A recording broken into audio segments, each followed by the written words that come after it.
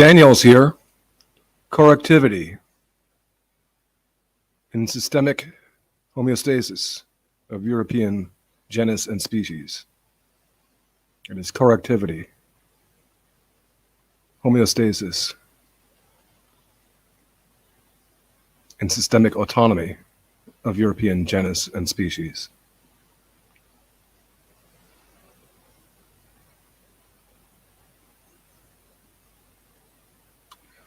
All right, then. I'm going to begin this program by addressing in clarification some of the ideas that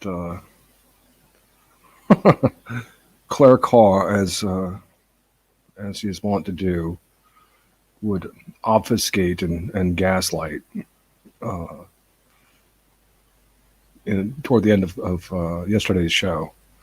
And these are important ideas, so they need to be clarified. You may say to me, I should know better than to have her on. She's going to do that. She really doesn't have empathy, sufficient empathy for the perspective and concerns of European men. But one good outcome of that is that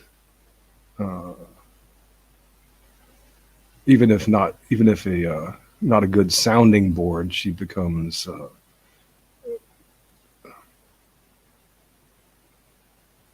something to difference from in correction with her attempted obfuscations. You can double down in clarification, and I will. First of all, by addressing the idea that Claire herself, yes, I should not really bother too much with her. She's obviously absurd, but having said that, and having let her on as an interlocutor in the past,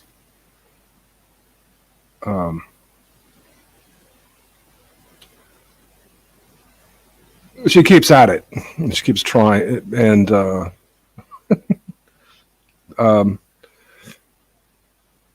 give you some idea of why I've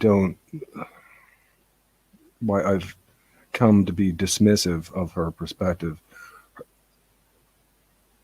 Let's begin with this example. The last email that she sent me of a post from her blog that I guess she wanted me to read, but I really couldn't be bothered when I saw some glaring mistakes right from the start. She wrote an article for her blog called "An American Tradition Established in 1896 was broken on February 22nd, 2022. And she's a picture of George Washington there. Now, I knew, I could just sense that she was going to be talking about Washington's farewell address from Fraunces Tavern in New York, which was given in 1796, not 1896. First of all, she writes, she's only 100 years off.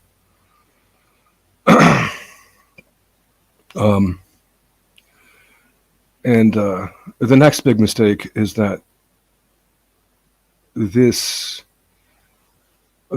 famous advice from Washington's farewell address was to avoid foreign entanglements. Now, this has been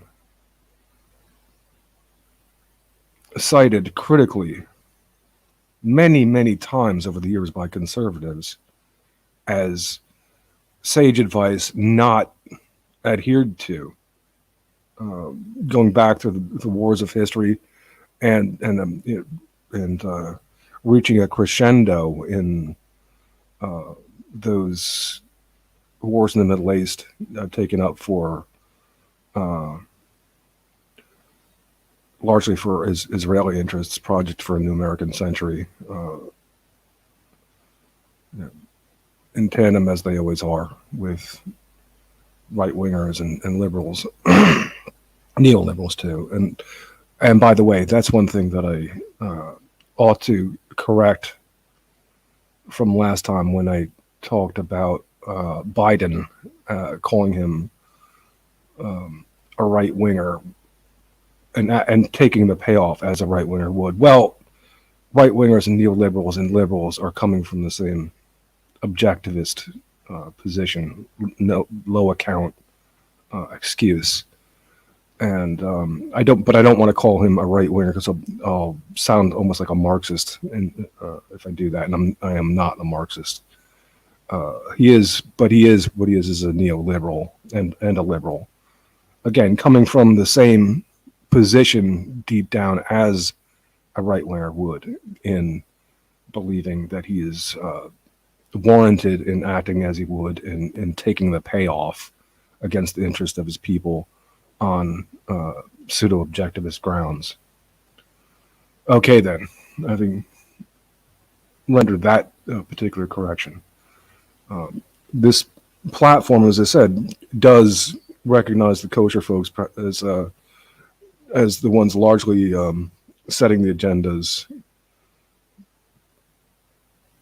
greasing the palms, and taking the initiatives. So, setting the agenda that would grease the palms of a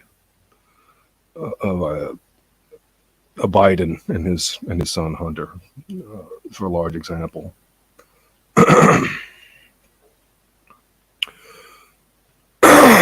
Okay, so just a few more words of about Claire.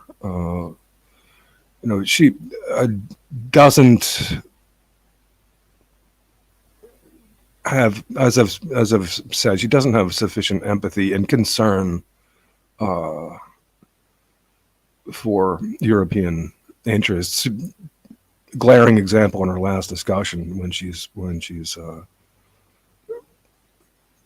in tones of disbelief, can't understand why any European would seriously object to Putin take his war on Ukraine, and would object to that. No. But this is just typical of her. She says the same thing about Hitler, that he just wanted his place in the sun. It's like, I mean, are you serious? That's all, huh? But fundamentally, what's frustrating with her is that she always wants everything to come down to gender relations, man-woman relations in the abstract, and unconsciously or otherwise, or deliberately, distracting from that's a bad idea to make that the central issue, and it's not the central issue.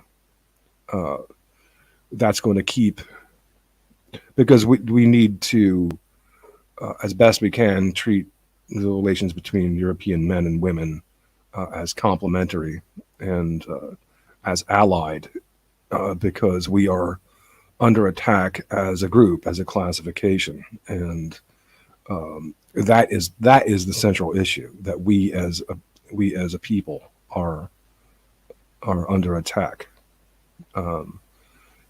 philosophically, in let's say in the course of weaponized modernity and red-caped post-modernity. I0 infinity.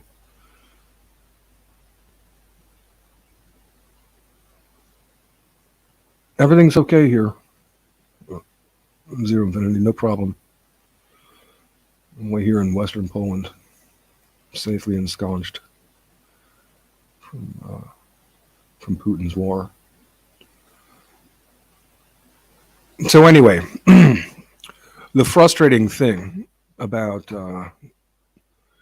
Claire's attempted obfuscation at the end of last show.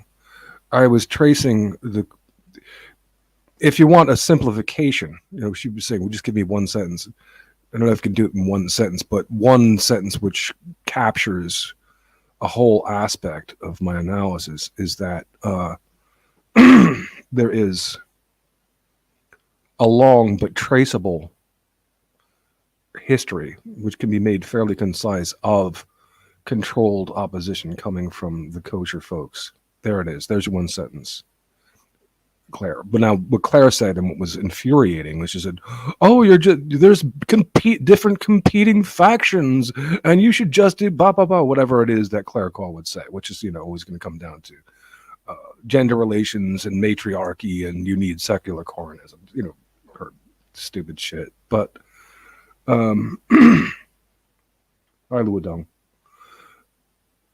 so anyway, that long history of controlled opposition is not to be dismissed, and she, of course, takes a dismissive attitude, and it's not even really competing factions in the sense that it's all coming from, in this regard, from the kosher folks, beginning with Christianity, a red caping of our moral order. It's a false opposition of our moral order. Now, I'm the one. I don't know if anybody was saying it before me. They might have, but I didn't know when I germinated that idea of myself, and I'm on the record as saying it as early as 2013. Now, Adam Green has been saying it recently, picked it up, and even Richard Spencer and his cohort, what's his name, Mark Brahman, have picked up on that. But I've been saying that since 2013. I have proof. I'm on record. And it's very important. I mean, there's nothing more profound than the moral order by which a people go. And Christianity is a very confusing and misdirecting, obsequious, self-destructive excuse for moral order that was conceived originally by the kosher folks to largely, for the purpose of overthrowing Rome. And so anyway,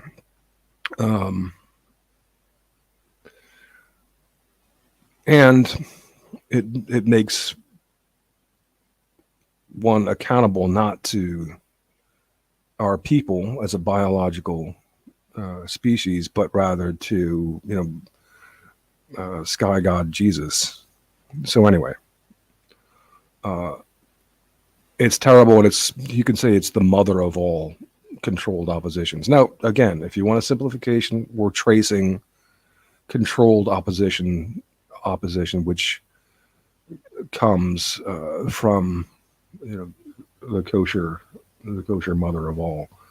Then there's there's Christianity, and you can say the Enlightenment stuff was a reaction to the guilt trips of Christianity, and who knows to what extent the sophists were kosher and prompting reactions as well, in the sense of going up to the forms and then into Cartesian detachment. But anyway, Christianity certainly was something that the Enlightenment philosophers were prone to react to in purity spiral. Okay, so you're being controlled as opposition in the sense of you're getting into rigidities that are rather easy to manipulate, or if not easy, they're manipulable and have been. They've been subsequently weaponized as civil rights and anti-racism. But anyway, particularly through the Lockean end of Cartesianism. We're talking about Locke was on the empirical end and believed that Group classifications were a fiction. They didn't have empirical reality. Only individuals in their sense impressions, which they all have, are foundational. And with that, he put across this kind of technology of individual civil rights that was taken up by Thomas Jefferson and the American founding fathers, and made central to the American way. Weaponized subsequently in the 64 Civil Rights Act, but it's destructive of group patterns, especially there, but even so to begin with. And not all, it was a vulnerability created by European folks that was exploited by the kosher folks, and doubly so in the form of anti-racism, which is really just anti-classification. Now then, so anyway, so getting back to later controlled opposition, we talked about the Austrian school economics, which is a form of controlled opposition, or, a reaction against Marxist kind of thinking. Well, let me. Well, I'm getting ahead of myself. Marxism would be a controlled opposition, because you're controlling the unionization of people and taking it away from a national position where the full national group, not only workers, because not everybody's going to be particularly productive. Not every national member is going to be directly contributing at all times in their life. Maybe the workers should have additional say at certain points, of course, but not everybody is going to be directly valuable, but they should be recognized as having some value, at least innocent until proven guilty. So the classification should be about the nation as a whole, species, ecology, human ecology. Okay, so anyway, so Marx became a controlled opposition of workers of the world, right? This is a union of workers of the world against the nation states, which should wither away. Okay, this is an egregious. It could be very inspiring to people who are intellectual but not quite intellectual enough, and but it's a false opposite. It's a controlled opposition to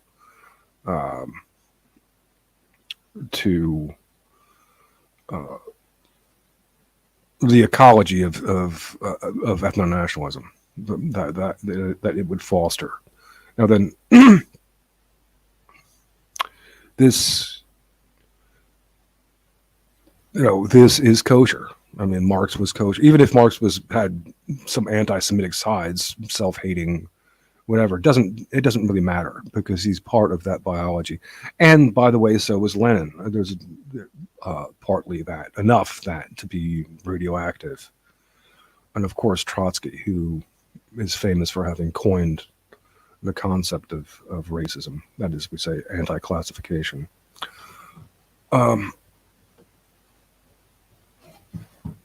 So the next controlled opposition that we talk about is Austrian school economics, which goes to kind of market purity spiraling of the magic hand, which of course is going to wind up being quite kosher. The Rothschilds and the Warburgs and so on, and their compound interests, which had been going on for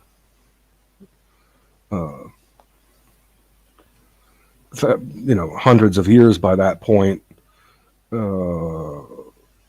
with Christianity forbidding usury and the kosher folks taking that up. So Austrian school economics and its objectivism was spawned through the Vienna school of logical positivism and their ruminations over Wittgenstein's Tractatus Logico Philosophicus, which tried to foundationalize all language and logics of meaning and action, remove all metaphor, and ultimately Wittgenstein was forced to confess that this was. Well, I don't think that he was exaggerating to say that it wasn't a very good book. So yeah, you have the Vienna School, which is a false opposition to. It's a false opposition to the homeostasis that correctivity in ethno-nationalism would afford, which with its social concern. You have that magic hand above praxis there, above the social world, that is to say, and market forces supposedly determine Hayek and von Mises and then Ayn Rand and then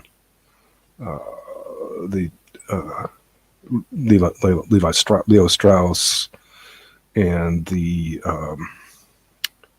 crystals, Irving and his son. Ultimately, and then also going along with that would be Alan Greenspan and basically the whole neocon contingent would be involved with that up to through Operation Clean Break and the neocons emerging as a new big false opposition, calling themselves conservatism, which they of course are not. These are aggressive warmongers who were promoting Operation Clean Break and then giving way, and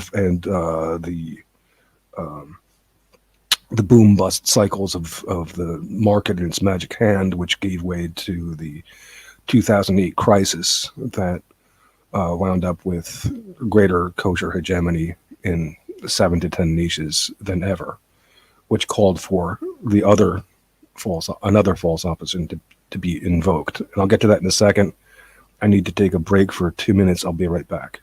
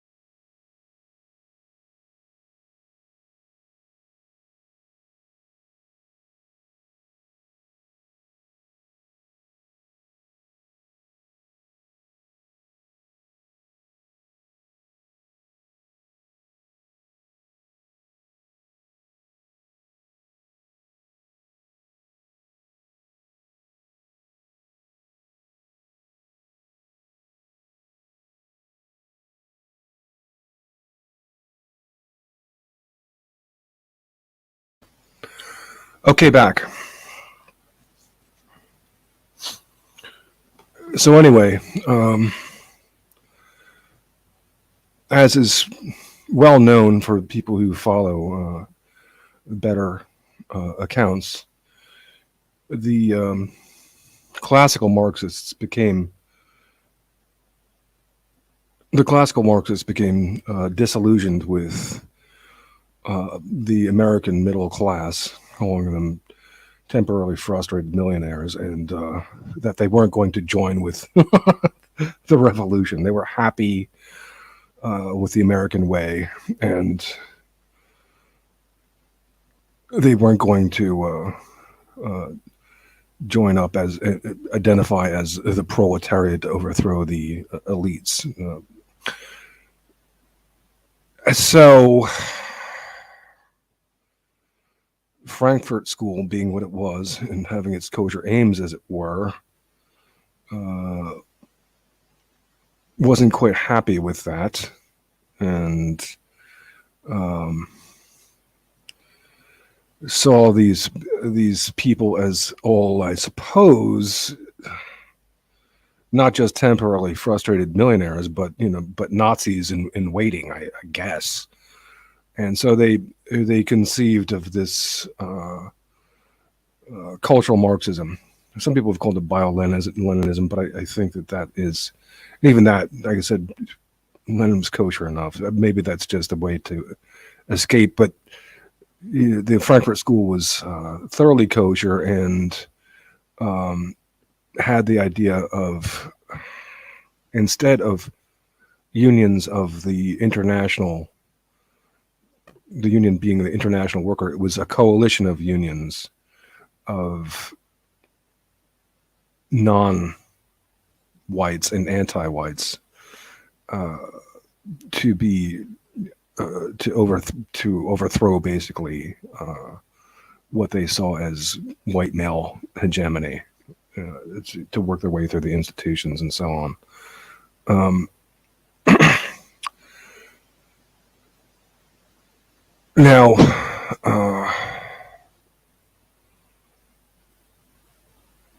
that had been going on for a number of years through the 90s, and anybody who says the 90s were, a break from this stuff, they weren't there in any meaningful sense, because that decade was just a nightmare in terms of that stuff.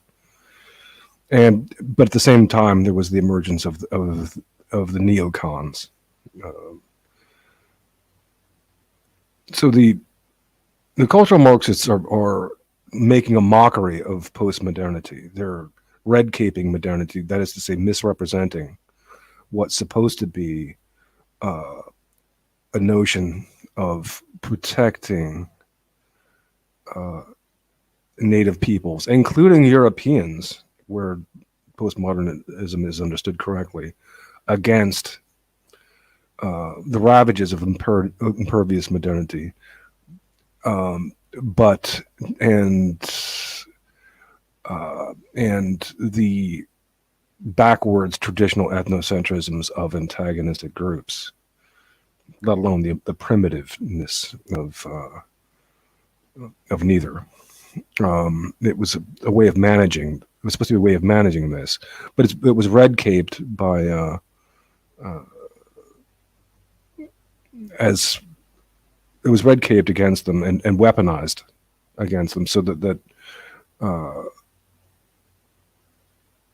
we'll get to that in a minute. And exaggerated, distorted, misrepresented.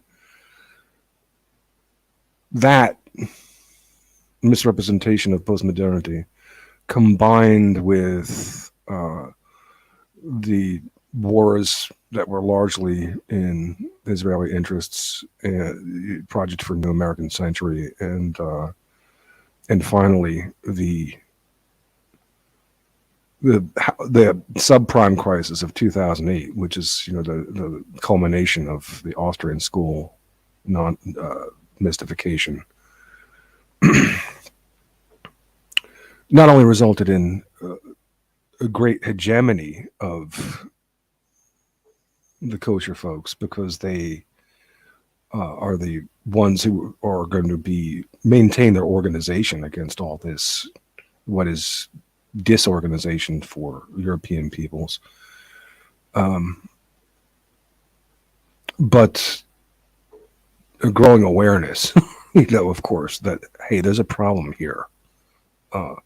This stuff is pretty crazy, this cultural Marxism and this, what they're calling post-modernity, this Dada stuff that, is all narrative and not dealing with reality. You can just make of yourself solipsistically whatever you like, and And then, of course, the not only the wars, but the greatest theft ever, which was the subprime bailout in 2008. So what did kosher people like David Horowitz and a student of Herbert Marcuse called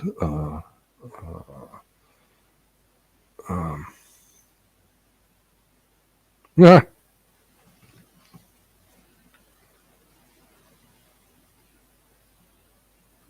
called Paul Gottfried. What he would sense that the reaction had to be head off, and damage control had to be redirected. So whether directly or indirectly through this perspective, a program was generated of false opposition, which just about all people who call themselves dissident right buy into so stupidly, into this characterology of the left. They're all about characterizing the lefties, whether it's academic agent or Paul Gottfried or not Paul Gottfried, of course. It's academic agent or Rams Paul or just whomever, the political cesspool, on down the line. They're all saying, here is the left, and this is what the left does. The left doesn't deal with reality. The left doesn't deal with truth. The left doesn't deal with nature. The left doesn't deal with the ideals of God and blah blah blah. All these things that the left doesn't do, and they've got people chasing after these red capes of misrepresented postmodernity and other what are in essence ideas of important ideas for social advocacy, philosophically, on the profoundest level, and on a level that someone like guest worker for majority rights could never handle. Mechanic that he is, reactionary mechanic that he is. No. So anyway,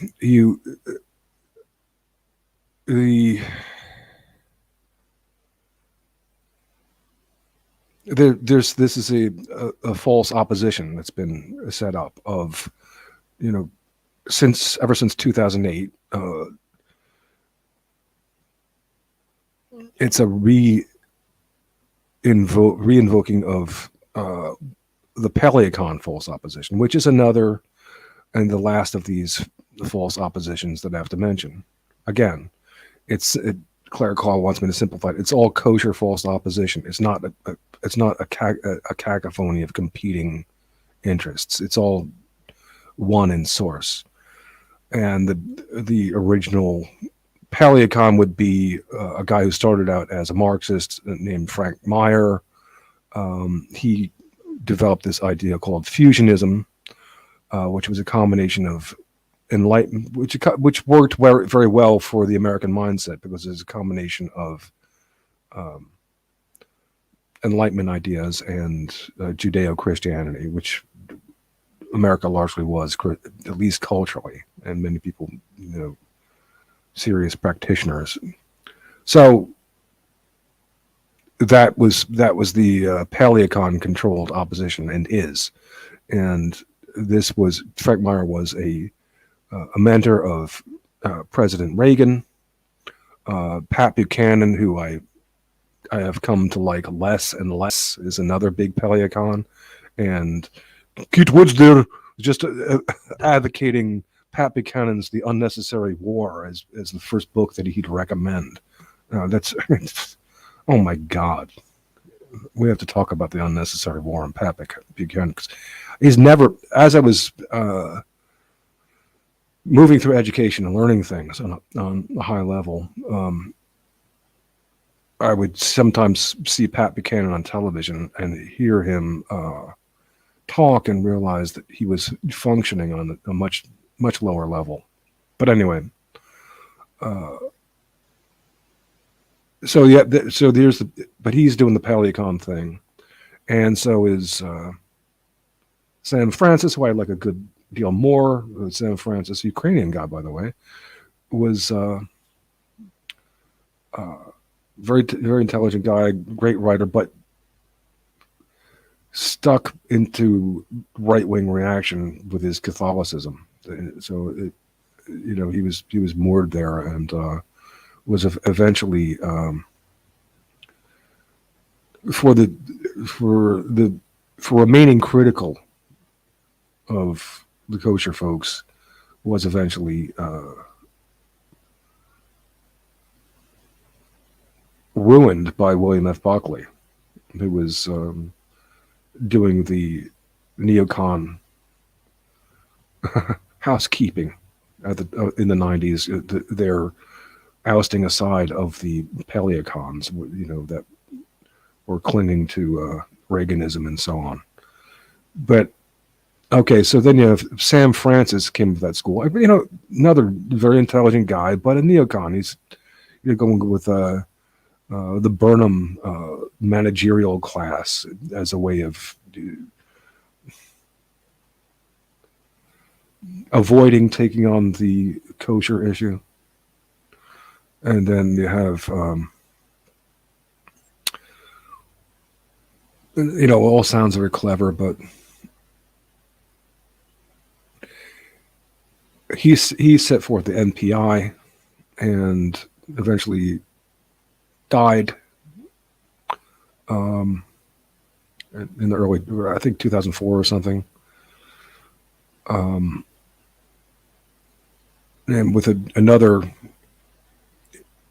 guy who took over for a brief time, and then Richard Spencer became someone for Gottfried, who is probably the centralmost Paleocon, even coined the term for Frank Meyer's fusionism.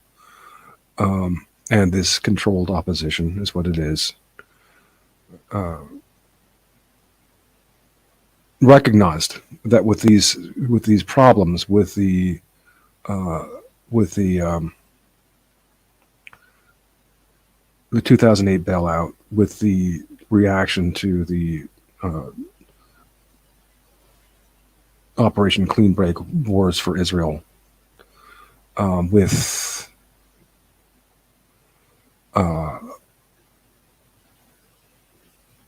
reaction to the Frankfurt School and cultural Marxism, that he needed to do something to control the opposition and control the reaction. So he conceived of he saw this need for him anyway to do damage control, and conceived of the need for an alternative right, make it youthful, spunky, add a few more tenets to the tentosphere of Paleo Conservatism. And that was a project that Richard Spencer took up, and then took some through a kosher marketing campaign, took on some aspects that went beyond the control of Gottfried a bit. They had a Christian tent. They had a kosher-friendly tent, which is called largely the alt-light. They had a Nazi tent, which Pope Gottfried might not have liked but being controlled opposition, they knew how to provide for a honey trap and for how to implode the whole thing in due time when necessary, which ultimately what they did with the Charlottesville thing. But the key to being a member of the alt-right was that you had to adhere to some antisocial stigma. And then you could practice, because they had a way to ruin you or blow you up in a moment's notice. Something that was beyond correctivity and homeostasis, right? whether it's Jesus, whether it's Hitler, uh, whether it's scientism, which most of them adopt some kind of scientism. Oh, we're about truth and objectivity and you know, and nature and pure nature, like guest worker and semiagog there. Um, anyway, so these were they. A marketing campaign has been developed, largely, it seems, being passed by way of Mike Enoch and those people, uh, characterizing the left, because they didn't want, especially with their hegemony, the kosher folks didn't want whites coming into practice and coming to terms and practice of the depth grammar of what the left means, which is unionization of a people against erstwhile exploitative elites, right? So, they want to call it the left is all about equality, and the left is all about it's the same as liberal. It's the same as liberalism. It's the opposite of liberalism. If you have the people unionized, they are going to have an inside and an outside, and you're conserving what's within, right? And you can build coalitions against the exploitation of the elite power and hold them to account. And this is what, of course, the elites, or the elitists, I should say, don't want to happen necessarily, apparently, for Europeans to do. And so they want them to maintain themselves as right-wingers opposed to the left. Now, in fairness, when these guys, whether it's Rams Paul or whatever other bird brain, when they rail against the left and the lefties, and whether it's academic agent, they're largely talking about internationalist, Marxist left and anti-nationalist left, and also a cultural Marxist left. But they're still stupid anyway, because they're not getting this fundamental point. And that's new. This program of arguing against the left and chasing the red caping of the left. That's new. That's a new thing as of 2008. That wasn't a controlled opposition that was circulating in the 90s, say, or the early 2000s. But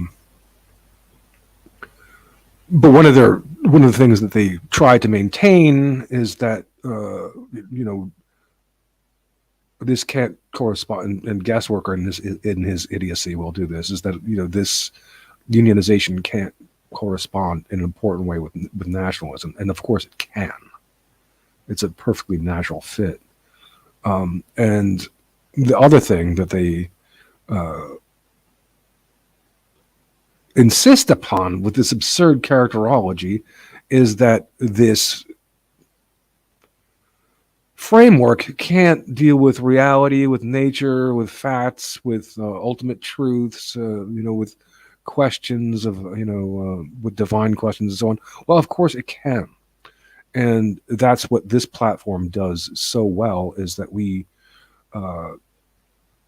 as the postmodern hermit project of Heidegger was setting forth in this neo-Aristotelian position, was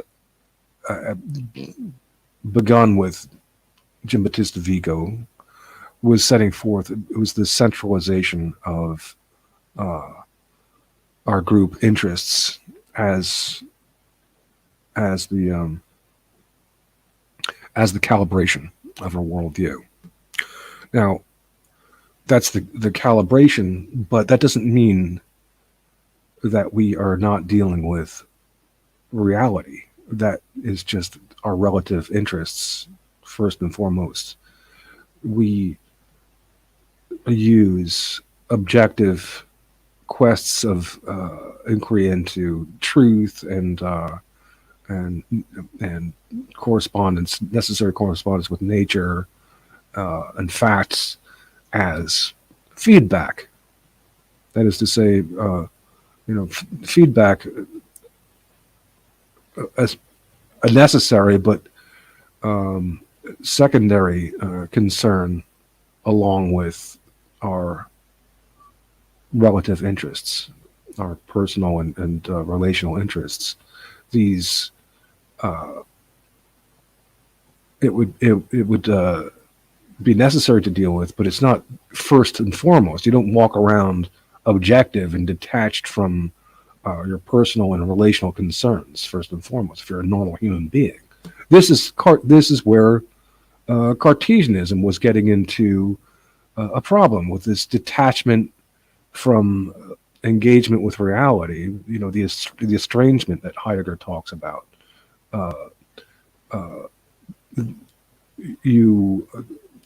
A reaction to the sophistry and the rhetoric, the kosher rhetoric, and the guilt-inspiring rhetoric of Judeo-Christianity that creates these purity spirals and a wish for pure warrant. This has become, associated with white identity, absurdly enough. And they want to maintain that because that identity is easier to manipulate, to infiltrate, and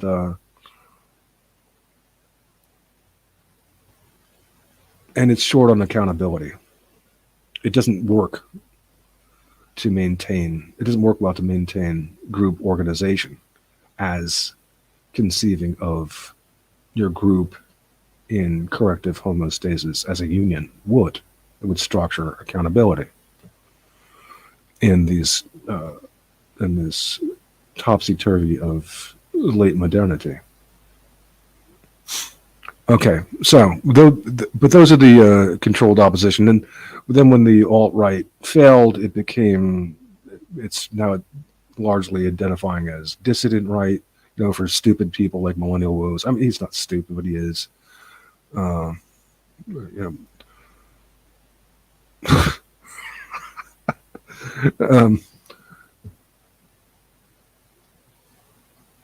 Anyway, so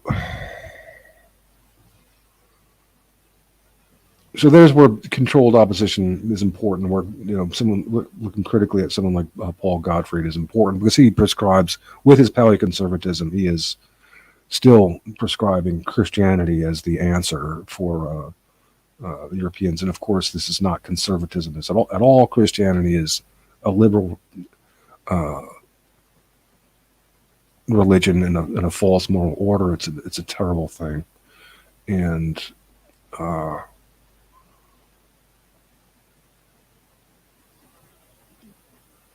but I've talked about Paul Gottfried enough in the past. I'm not going to detail that right here, but I always found it amazing that he was defending Herbert Marcuse as a proponent of free speech. My goodness, liberating tolerance to tolerate that which is those things from the internationalist left, but not anything from the right, and so no free speech. It's not. This is not a proponent of free speech, and it's not a good man, Herbert Marcuse, to say the least, with his polymorphous perversion, he called it, and he was going to show how going to make Stalin look like a wuss in showing him how to overthrow Western civilization. Well, he did. He has, I suppose, yeah. Him and the rest of the Frankfurt School there.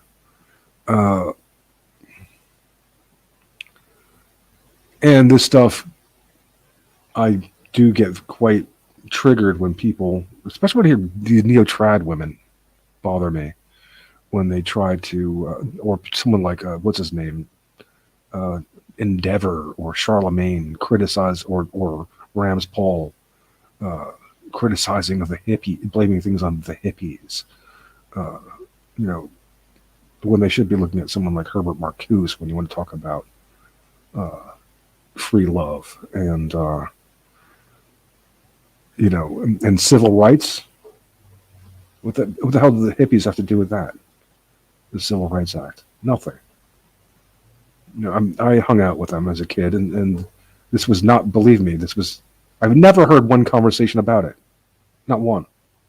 It's just, these were middle-class white kids who didn't want to go to Vietnam. And if anybody wants to say that you know, weird seeds inside the gold mine, it was all a CIA plot to make the anti-war movement repulsive, it's the stupidest idea that I've ever heard.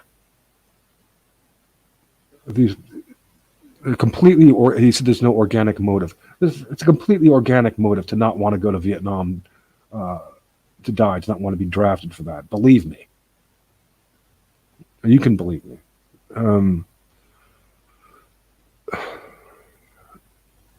So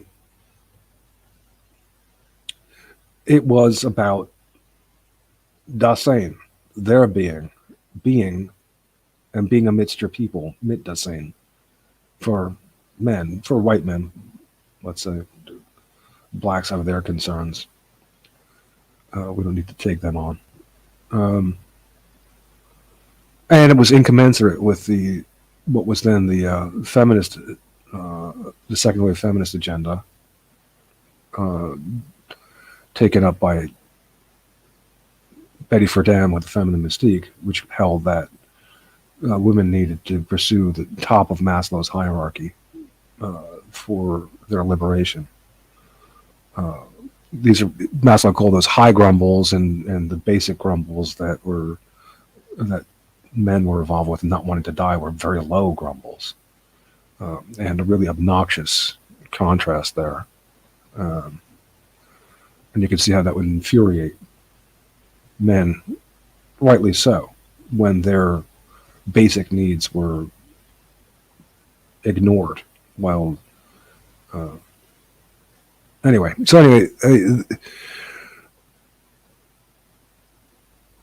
there was that conflict, and you know, this obfuscation of these ideas. The hippies were never articulate of their basic motives. I'm not going to defend them in that regard. I'm talking about the motive that they themselves were not articulate of. And I'm not going to I hear David Crosby talk, I want to puke. And he speaks, he says, David, speak for yourself, and you are not speaking for our people. You're speaking for the kosher folks, and you don't even know it.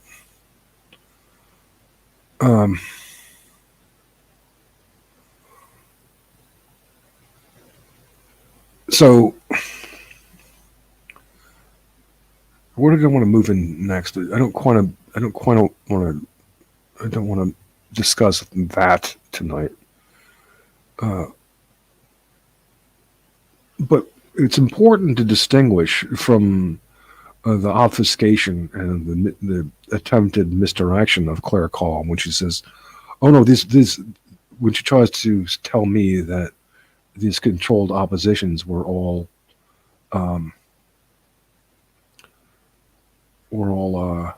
you know, just competing interests, and it's all I'm making it all too confusing. No, these particular movements, let's call them, beginning with Christianity, were kosher in origin, and the kosher folks, were the best organized group and the most intent on maintaining their organization among the elitists. They are the ones who largely set the agendas, take the initiatives, and grease the palms. That's why it's important. And this is not anti-Semitism. This is just a reasonable hypothesis of their important place among the 7 to 8 niches, whether religion, media, academics, politics, law and courts, international business. Did I say religion? I'm always forgetting some. Organized crime would be another. I said politics. I said religion. I said. And money, of course. There's, I guess, another in there somewhere, but that's enough for now.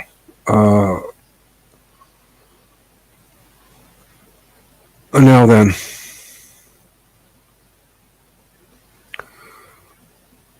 I might make a brief side note that when it comes to controlled opposition, you're not just talking about the ambiguity of that word. It serves a good purpose in that it's not just about those doing the controlling, but those who are controlled, and whether they know it or not, they become a conduit for misdirection. Now again, it's an original idea of mine that the concept of unionization structures socialization, which facilitates accountability as opposed to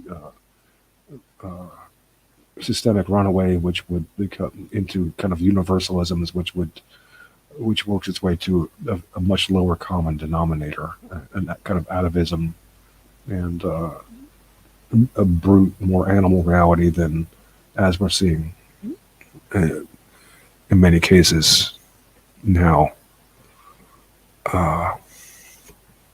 Okay, so I want to come. We are working our way up to the Ukrainian stuff and the war that's going on. We'll be talking about that.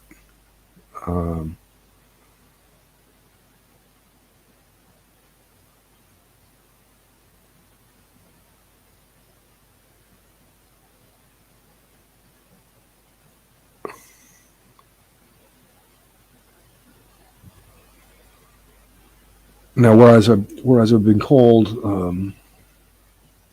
a misogynist, I'm really not. I'm just noting that within these ruptured borders that you have,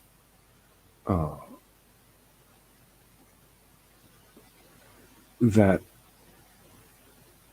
the one-up position in partner selection of females has emerged with increased significance in the disorder of modernity. That begins with, let's call it the weaponized modernity of civil rights and anti-racism. Prohibits classification, beginning with taking Locke's concept that group classifications were a fiction and putting that into the American way of individual life, liberty, and pursuit of the happiness, which is extremely compelling narrative and stigmatic even for a man to shun that. But it does place the individual above group accountability and responsibility. And that's a problem to begin with. And of course, the kosher folks are going to be attuned to, and then Alinsky style are going to weaponize it, making American peoples live up to that with the concept of civil rights, meaning they can't classify, and they can't, and to make it worse, that if they tried, that it was, quote, racism. Now, that situation would create disorder naturally, because you don't have the structure for accountability of human ecology, of social capital, of historical genetic interests, as a as a systemic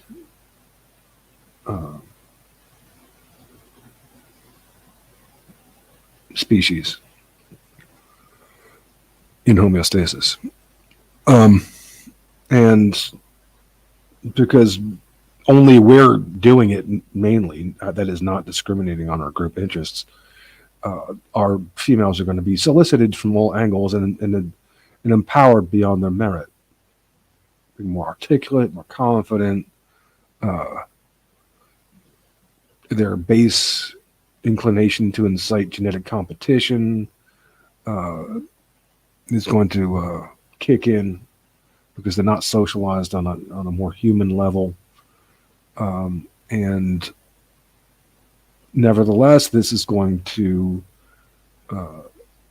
serve the short-term interests of many females much better. They're pandered to do this and they become powerful gatekeepers of this liberalism, only letting liberal guys through into power. And in the short term, it works well for them, for some of them, but in the long term, you have the disaster that's now really kicking in. You see this in with the homeless people in Los Angeles, the drug addicts everywhere, and whatnot, and the kind of terrible hypergamy that the manosphere talks about. And neither gender being particularly happy. 80% of guys because they are left out in the cold, and most women because they can't keep the 15% of elitist males to themselves.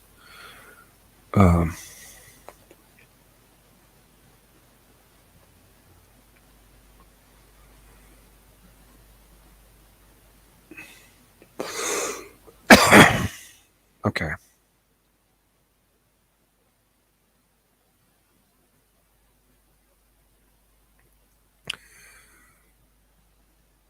Putin statements. Now, I guess it's time to start talking about Ukraine, and I'll be willing to bring people on in a few minutes if somebody wants to talk.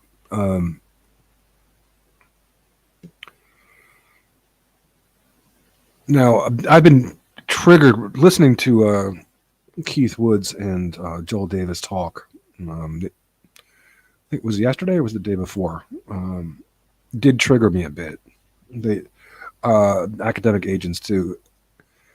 These people who are really a bit too sympathetic to Putin. They're annoying. Yes, I mean I'm willing to trace causes that Putin's reacting to, and not only should have been played better, but really weren't played by our ethnonationalist peoples in the interest of ethno-nationalism. Rather, they were played by kosher folk as a feature of Project for a New American Century in the literal form of Victoria Nuland, whose husband is Robert Kagan, who was one of the authors of Project for New American Century. The Maidan stuff was a part of that. And then kind of cynically using the neo-Nazi elements that are extant in Ukrainian ultranationalism, along with, but not only. And again, this is a difference from this platform that I want to stress. It's not only the kosher folks here, and not even only the neo-Nazis. You have people who I should have called neoliberals last time in the form of Biden and his son Hunter, and John Kerry and his, well, he's kosher, and his son, but also Nancy Pelosi and Mitt Romney's son. You require these right wingers and these neoliberals to be willing to take the payoff, to sell out ethno-national interests, and have. This is a big part of the problem, this corrupting influence that Putin is reacting to, which is this is not ethno-nationalism, which would be proper, that Putin is reacting to. These, I could tell by the kind of violent initiatives being taken in the Maidan, and that this had the kosher hallmarks and the reactionary neo-Nazi hallmarks, which is controlled about it.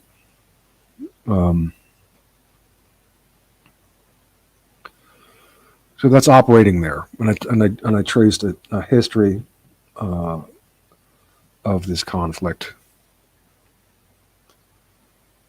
going on there. But it's important to note that there is that part there, that neoliberal and right wing component. It's not a particularly well organized component. Or it's not the most organized. The most organized component is the kosher. But Operation Clean Break is about regime change and installing kosher-friendly leadership in the nations around Israel. And so I don't believe that it's a coincidence that Zelensky, the president of Ukraine, is kosher, and that Klitschko is a part of that as well, and this is part and parcel. But it's important to note, and this is where we have to take on the sickening over sympathy of a Joel Davis and Keith Woods and academic agent with Putin, and just like just sort of catering to his excuses. See, this is what you get. Well, no, this isn't what we get. This is, this is a game being played. Putin is not innocent in this either. He is. The academic agent was saying that Putin is not neo-Soviet. Well, he certainly is. Putin. For one thing, Putin has said that the collapse of the Soviet Union was the greatest geopolitical catastrophe of the 20th century. And he said, once a KGB man, always a KGB man. And that's he was. He started as a KGB man stationed in East Germany and was completely dismayed by not only the collapse of the Soviet Union, but the large willingness of the people that would be that he would look upon as responsible for allowing it to happen so rapidly. He saw that and was dismayed about it. So he is like a kind of neo-Soviet in his outlook, and that. Anyway, so he witnessed again the neoliberals taking advantage of the situation, and the koshers taking advantage of the situation in the form of the oligarchs through the 90s in Russia, right? Pilfering the natural resources, with whatever rigged auctions and rigged exchange rates that allow for the egregious pilfering of Russia's natural resources. under the auspices of the alcoholic Yeltsin, who was in some ways a good man. He signed the dissolution of the Soviet Union along with the then Ukrainian president and Stanislav Shishkevich of Belarus, a true Belarusian nationalist.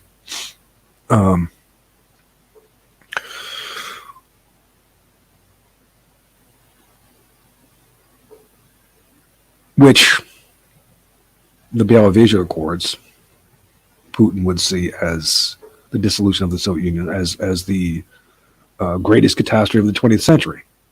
Okay?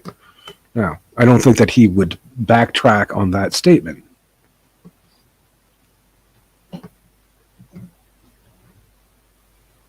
The academic agent is trying to put lipstick on that pig.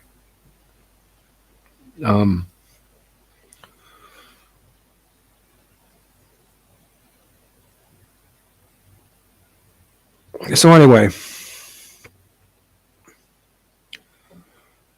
as we were saying,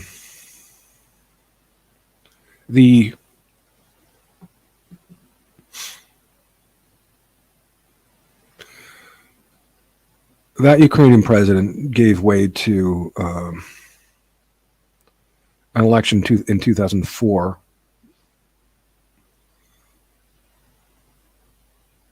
of, hold on just a second.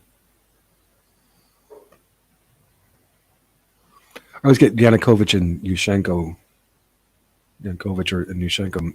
mixed up. I want to get that straight.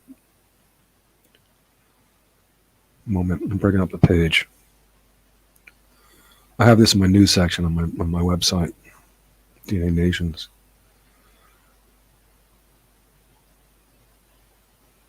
One second.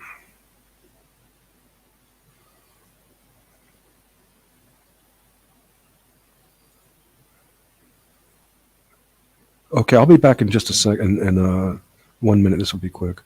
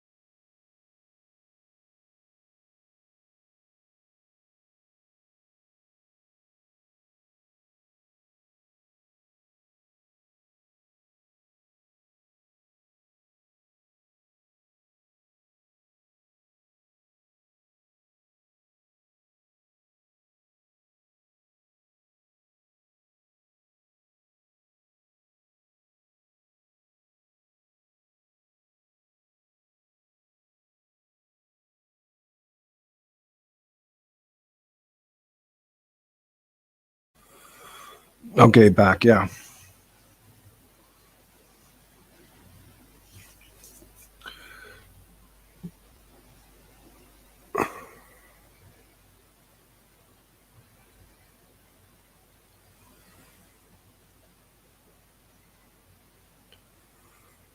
Okay, so you have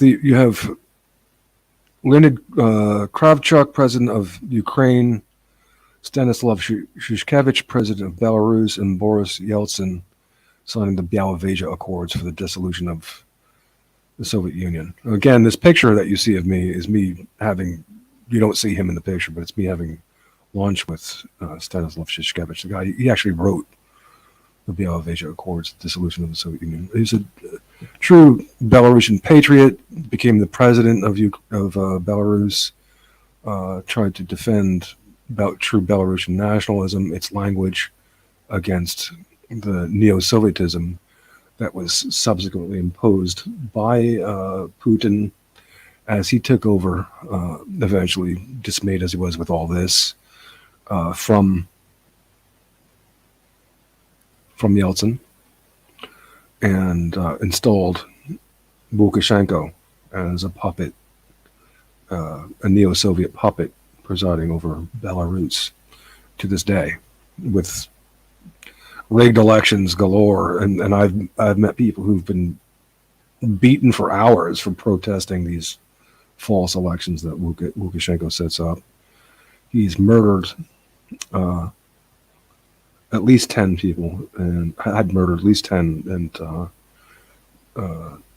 25 persons, not of false opposition, but of true opposition to his presidency. Anyway, in 2004, when Leonid Kravchuk was done as president of Belarus, Viktor Yushchenko was his name, came into place. Now, Putin was too busy with other stuff, and Russia hadn't quite made its way out of the destruction of the oligarch era of the 90s. And this Yushchenko was trying to further westernize, you could even say too much so, Ukraine, too much too quickly, with his 2004 candidacy, by adding liberal slogans and older ideas of European integration, and including and talking about including Ukraine into NATO, which everybody knows by now with all the talk that's going on. This would, send alarm bells off for Putin, Soviet man that he is. And so they put up against Viktor Yushchenko their man, which was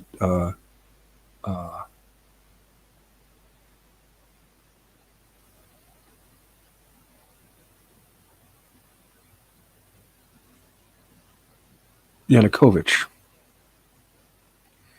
And Yanukovych and Russian agents poisoned Yushchenko with dioxin. That's the stuff they put into Agent Orange. Somehow it didn't kill him. It just disfigured his face for a while and made him very sick. But he recovered and was able to take over the presidency, neoliberal that he was, and too Western and pro-NATO that he was, with the help of George Soros, of course, and his kosherizing Orange Revolution thing, which did succeed in getting him elected and overturning the false election that the Russians tried to set up for the sake of their man, their stooge, Yanukovych. But that's where Soros comes in, and with the Orange Revolution, true nationalists tried to co-opt it as best they could, but it's coming from this neoliberal Soros kosher internationalist order, so it's not good of itself. Now, what happened was eventually the Russians were able to install Yanukovych.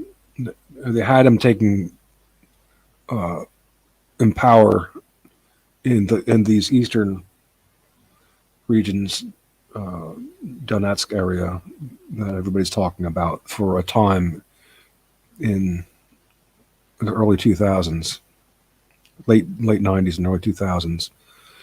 And then by 2010, they finally got him to become president.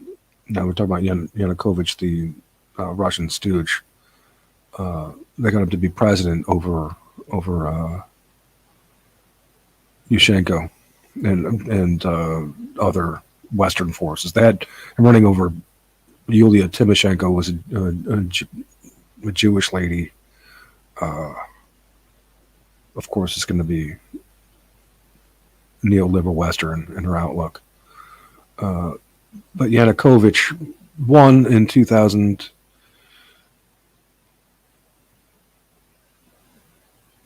What was it? 2010, and then and he was clearly a Russian stooge and being, and notoriously getting rich by this Russian stoogery, which prompted the astroturfing Maidan revolution, which was always obvious to me. It was like, this is not the way Europeans, at least not in recent history, it's not the way Europeans react with that kind of violence. That's very kosher, and very, very CIA and that sort of thing. But they did succeed in getting rid of Yanukovych.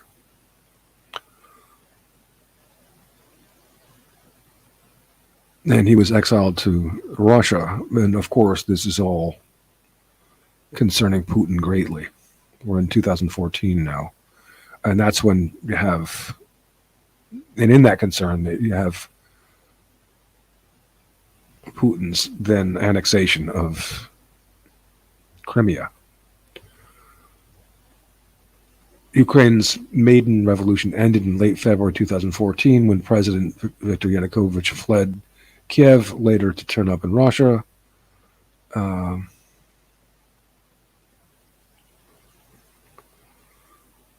And Putin made it clear that as after Yanukovych, after the Maidan made it clear that they had the intention of drawing Ukraine closer to Europe by signing an association with the European Union.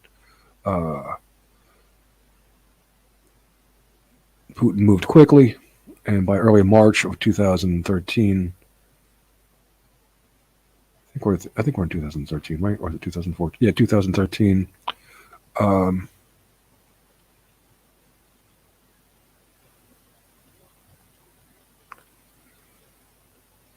He sent Russian troops to secure the entire Crimean Peninsula. On March 6th, the Crimean Supreme Council was voted to ask to accede to Russia.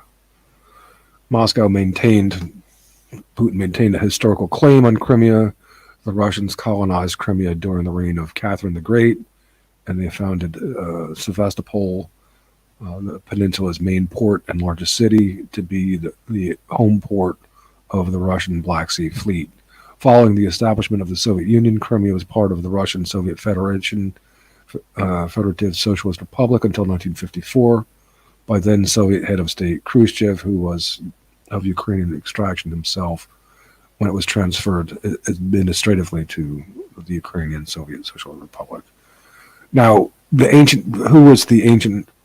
true natives of Crimea is a bit unclear to me. Obviously, Ukrainians were evolved anciently in Ukraine and in northern, but Ukrainians were evolved anciently and profoundly in the north of Ukraine, up by the Pripyat area at very least. I'm not sure if they were exactly natives to Crimea. I know the Tartars have some claim to it as well, but anyway, it wasn't Russians originally. They might go back to Catherine the Great, and the colonization there, but that's it. Okay, so moving forward,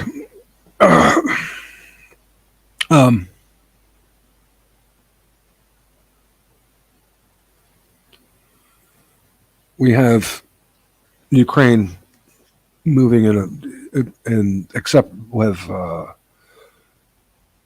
Putin hiving off certain parts of Ukraine, Crimea, and Eastern, and taking it in a more Russian-friendly direction. The rest of Ukraine moving in a more, quote, Western direction. But with that, unfortunately, as I've said, it doesn't just take the kosher folks and their Operation Clean Break, but also complicit right-wingers and neoliberals. So that you have the Ukrainian gas executives, they're golfing with Hunter and Joe Biden. And Hunter's taking $83,000 a month, and you can see how this is not exactly serving Ukrainians' ethno-national interests as well. So you don't have strong backing in that regard from either side, either Putin or the West. Lest I be accused of saying it's all the kosher folks. The misdeeds depend upon right wingers who take the payoff, and liberals and neoliberals who take the license and the licentiousness. What are the odds of Joe Biden, Nancy Pelosi, John Kerry, and Mitt Romney's sons working for the gas companies in Ukraine by coincidence? And I don't. But again, I don't want to let Putin off the hook, and I don't approve of his realpolitik whatsoever. This is a nation that is a sovereign nation that should be, and this is what I am. I'm an ethno-nationalist. I'm not an imperialist, and Putin is a neo-Soviet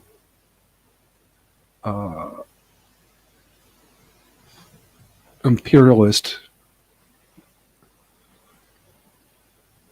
presiding over a kleptocrat, a kleptocracy.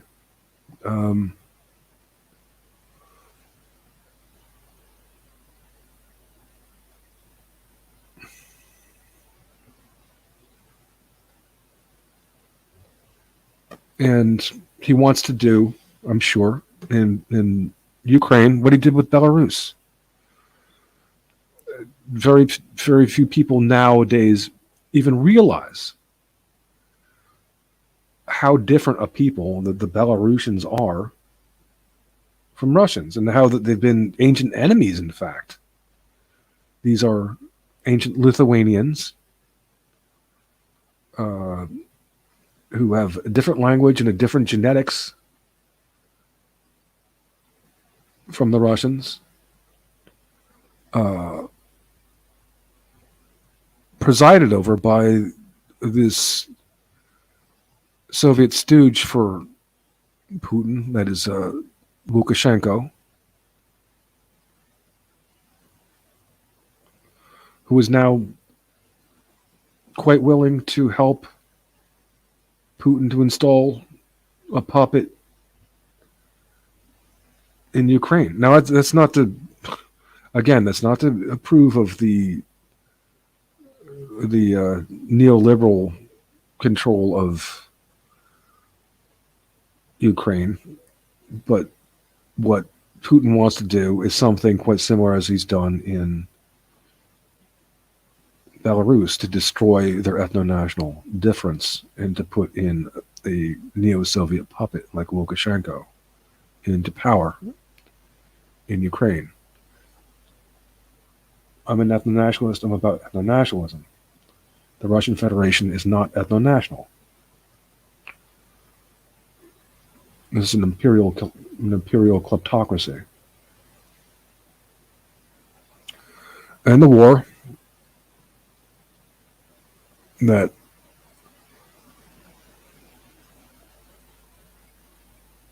Putin has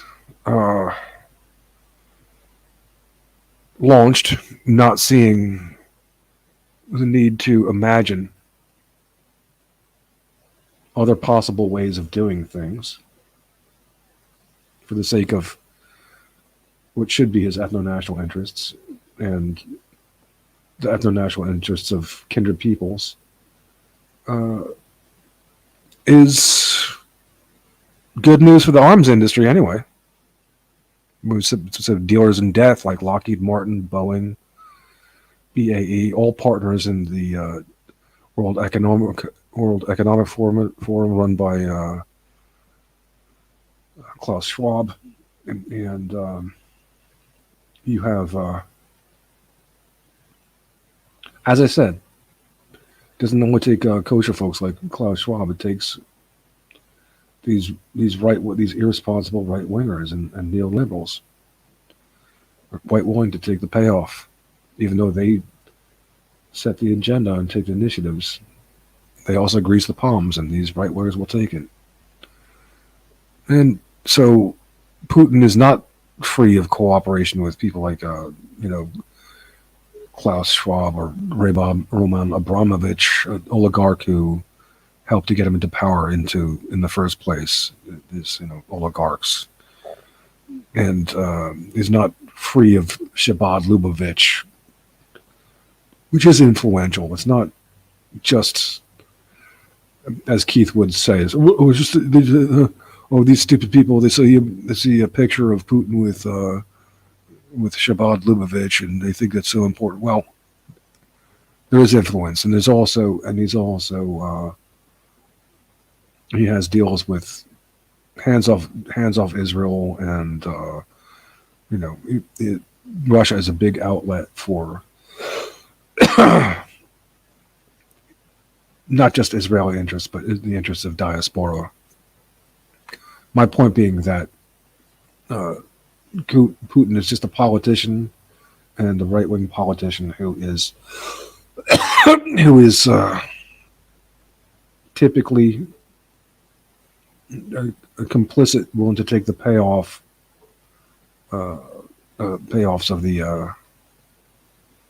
of the kosher folks.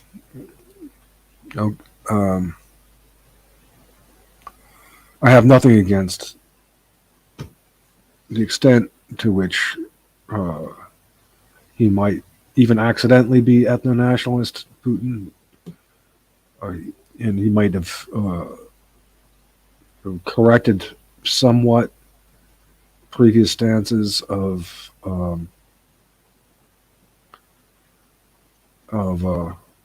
clamping down too hard of those who protested immigration, but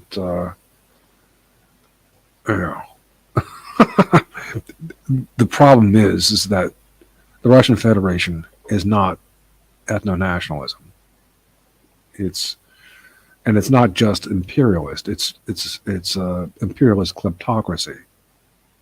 That's how it runs its economy, by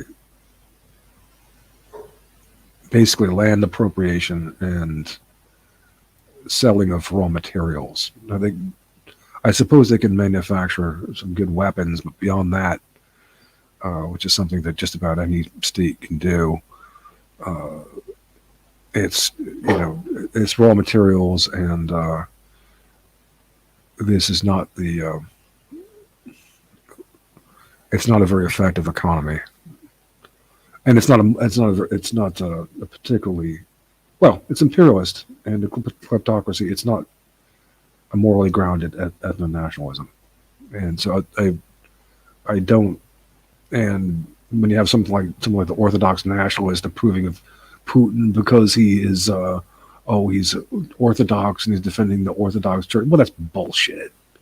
Orthodox Christianity is just another version of Christianity, and many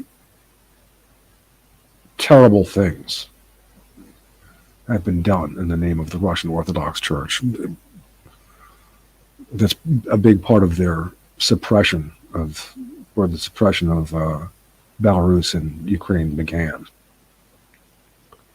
with the crushing of their Catholic opposition from the West.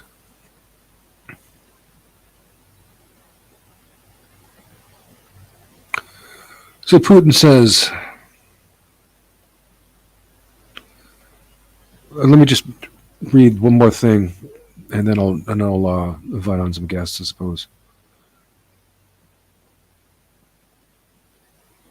On February 24th, Russia's Vladimir Putin launched an attack on Ukraine to bring it under control of the Imperial Russian Federation, for fear that its security and vital sphere of interests would be threatened by Ukraine becoming a new member of NATO, falling under the antagonistic influences of Western neoliberalism and neocon influences, as well as Ukraine's ultra-nationalist, radical neo-Nazi element. Everybody was saying, and it was apparently true, that Ukraine was not going to become part of NATO any time in the near future. Okay, Putin could have been concerned about other means of, these the Azov battalion and the neoliberal elements working contra to Russian interests. But I mean, it was a full-on war necessary? Well, I guess Keith Woods and Joel Davis would say yes, and they would sympathize with them. I don't. And while the Coach Red Pill is another guy I can't stand. He's a disgusting man. Well, Coach Red Pill would say that Russia is apparently winning this war. Its long-term prospects would appear to be having to control and suppress genuine Ukrainian nationalism in a way that Belarus has been, but with even more bitter conflict and resistance in the long term than in Belarus, and with more support for Ukraine of that resistance from the West, which has already embarked upon sanctions that could hamper Russia significantly. On a positive note, and this is the good side of this, this overreach of the Russian Federation breathes life in the neo-Soviet Russian Federation, I should say, breathes life worldwide into support for the cause of ethno-nationalism, for nationalism and ethno-nationalism, and the sovereignty as opposed to the internationalist and their crass disregard for human ecology. Now, if you think that neo-Soviet is too strong a word, you should just go to a museum in inside of Belarus that I was in northwestern Belarus, and top floor, it was like a shrine in commemoration of the glory days of the Soviet Union. And this is what Lukashenko's reign is about. It's, this is just, it's kind of neo-Soviet LARPing. And not just LARPing. It's not just role playing, it's role living. I mean, they're this is reality, what Putin is doing now.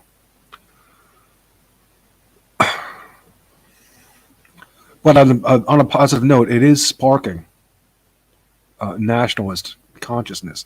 Now, what many things that have provided for optimism of nationalism don't usually pan out. Powers that be being what they are, like the pandemic should have been good for nationalists. It should have had the borders being closed and to immigration and social distancing corresponding with more close bonding with those related,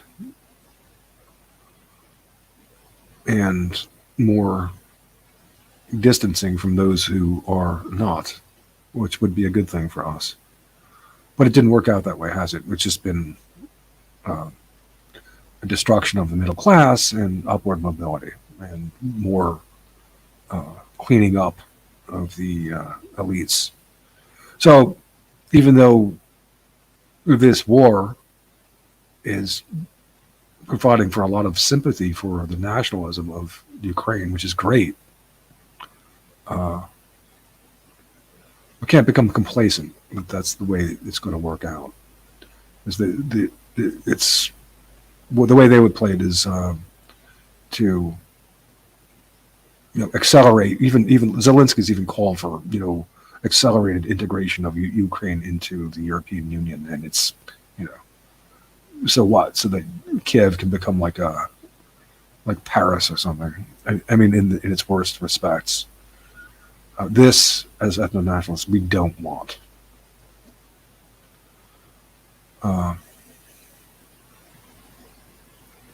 Okay.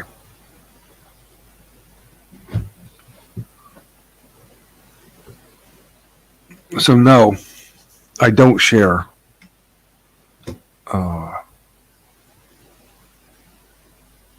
the approval of based Putin. Never liked him, and with good reason. And what he's doing now, this is atrocious. He doesn't have to do it.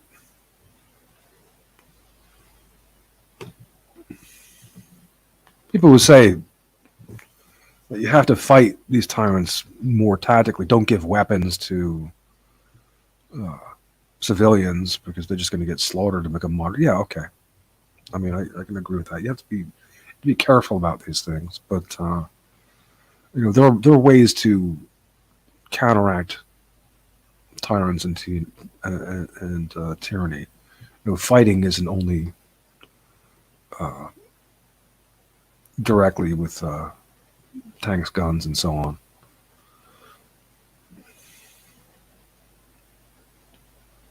There is an organic nationalism in Ukraine that can be fostered and can win in the long run. But let's not have it fail for overcompensation in the other direction, in the neoliberal direction. All right. Hello, Mirth Baron.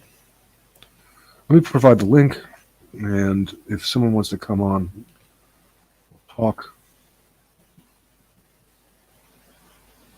Who's been here?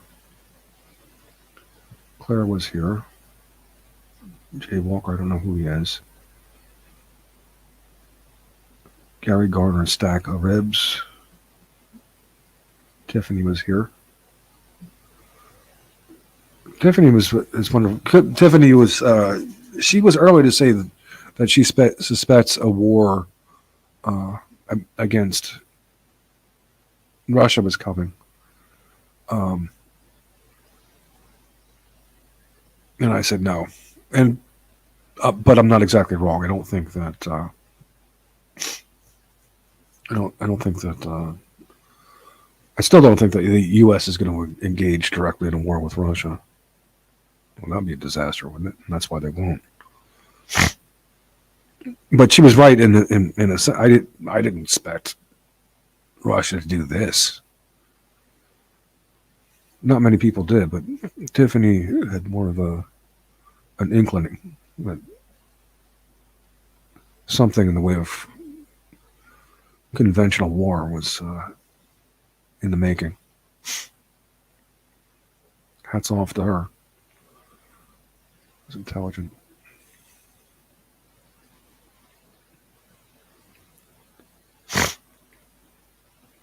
Anyone want to join? Talk? Don't tell me about how great Putin is, will you?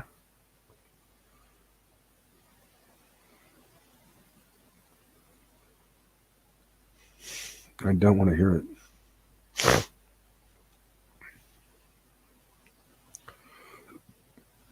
And we are not responsible for... We ethno-nationalists are not responsible for provoking this reaction in Putin, and Putin is responsible for this shit that he claims is necessary. It's not.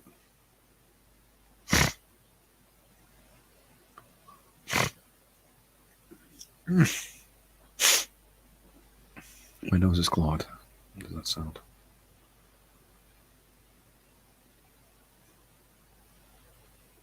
Okay, I'll hang on. I will hang on for 10, 15 minutes. People can air their concerns about what's going on here. yesterday I went up to Platz Volnoschi in Poznan, and they had a late afternoon rally of support from true Belarusian nationalists. I knew by their flag.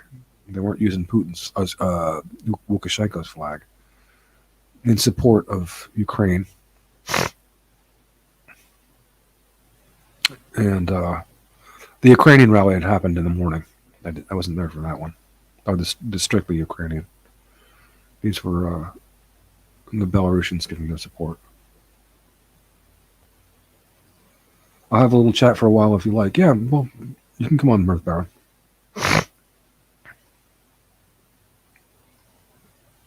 There's the link.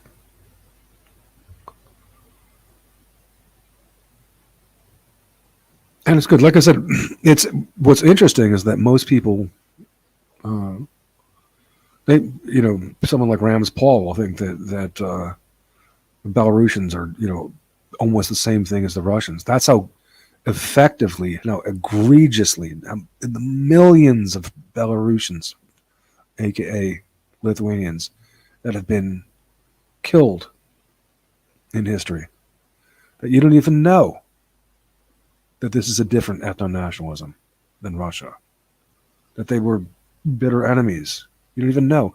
And Putin wants to do the same thing to Ukraine so that you don't even know.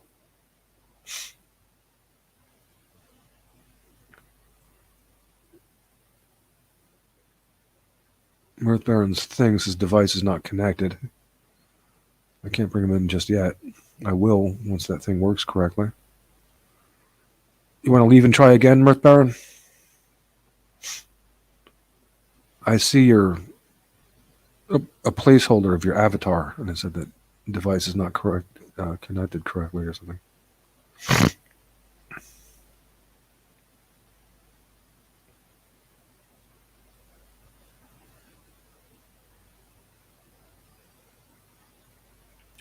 I'm really wondering. It's a very tricky situation. How to advocate for Ukraine from a proper and sane ethno-national perspective. Yeah, you don't want him to go kamikaze. You don't want him. I'll bring on in just a second, Rick Byron. You don't want him to go kamikaze against this situation.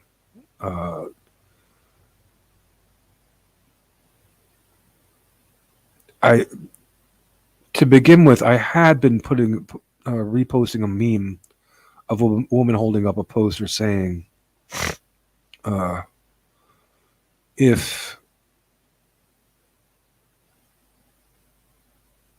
Russia stops the war, then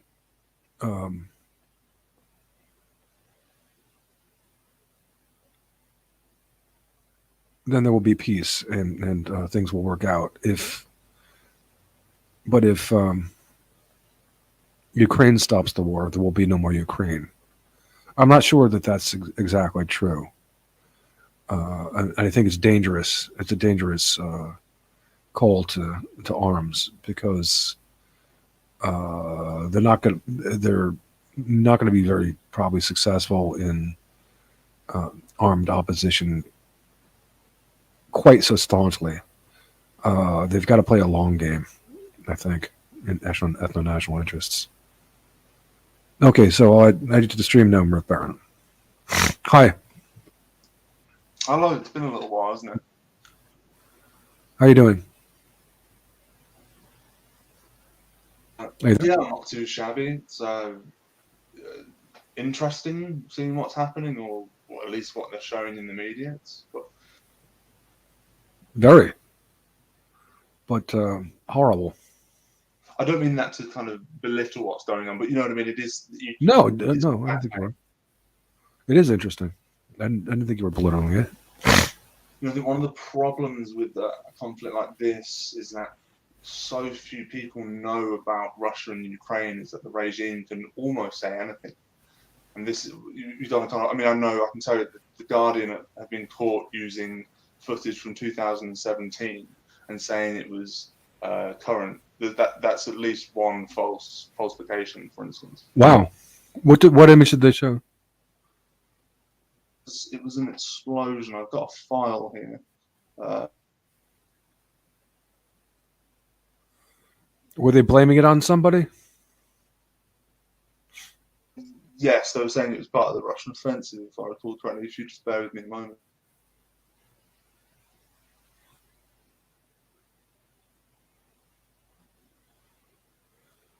Well, this conflict is terrible. I have no idea really if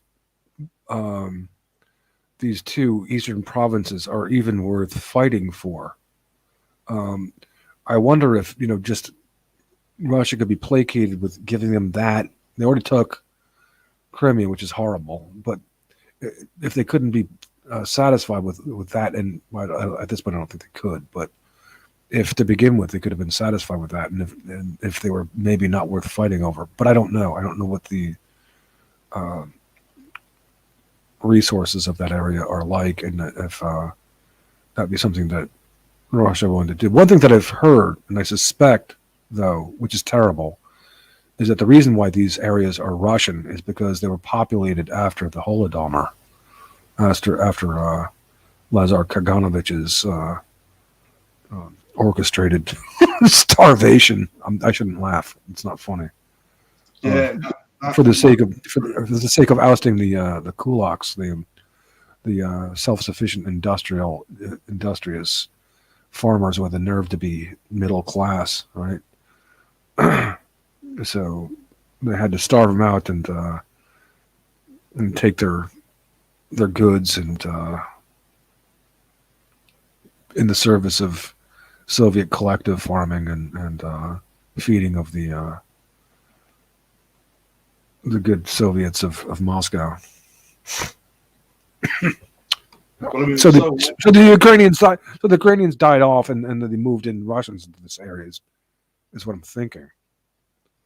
Yeah, my understanding of history in the sort of Central and Eastern Europe is pretty minimal. I know a bit about Russia and the Bolshevik takeover, but other than that, I'm pretty sparse.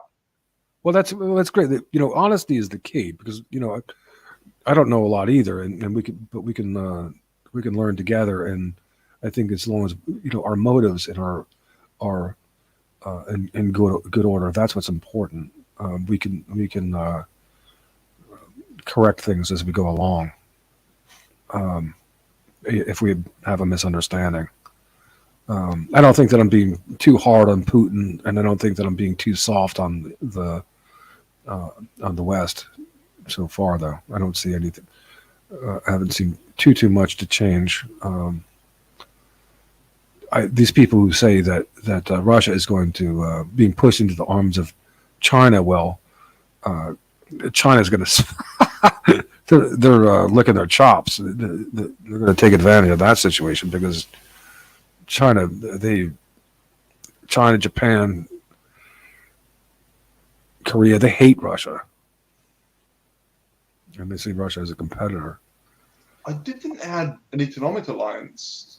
Some people are saying that without China and Russia, we'd just have a complete, and maybe Iran to a lesser extent, we'd basically just have a total neoliberal order. I don't know if that's true, but yeah, I mean, the academic agent is saying that he sees this as like the breakup of worldwide the alternative to worldwide hegemony. I don't buy that. I think that it probably plays into rather the destruction of ethno-nationalism in the West. And Putin's not an ethno-nationalist anyway. I really don't sympathize with him. He's talked about I've seen at least one clip where he's talked to school children or college kids about white replacement, but that doesn't necessarily mean he's an ethno-nationalist. He has some shades of it, but not enough. He's too much of an imperialist kleptocrat. Some people are saying that basically Putin wants to take over Ukraine with minimal damage and install a puppet state, basically to act as a vanguard against NATO and to sort out whatever he wants to do with various regions in the east. I believe that. I don't think that he necessarily. wants to kill as many people as possible or anything like that. He wants to do what's been done with Belarus.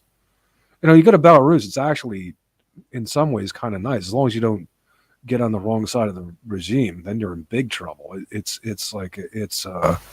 really a police state in terms of anybody getting out of line. But you go down the center street in Minsk, and there's all kinds of fancy bars and restaurants like you'd find in Western countries, and nice parks. It's even kind of nice. Less crime as well. Less crime, and it's white. And they've done the same thing with Chechnya, by the way. They've made like an Islamic Disney World for them.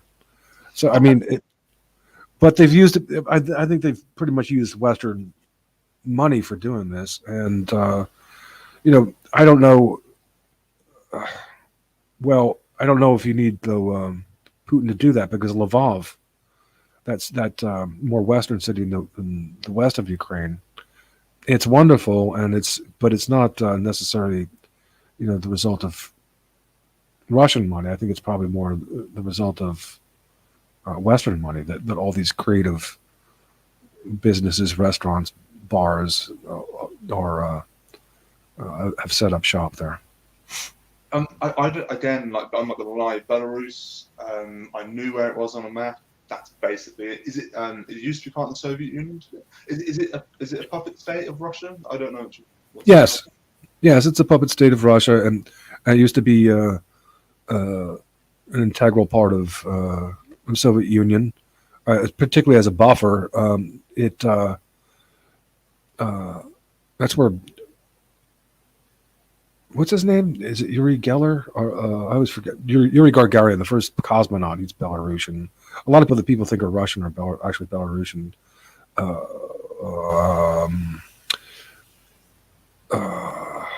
Who's the one who wrote The Idiot and Crime and Punishment? Dostoevsky is of Belarusian origin.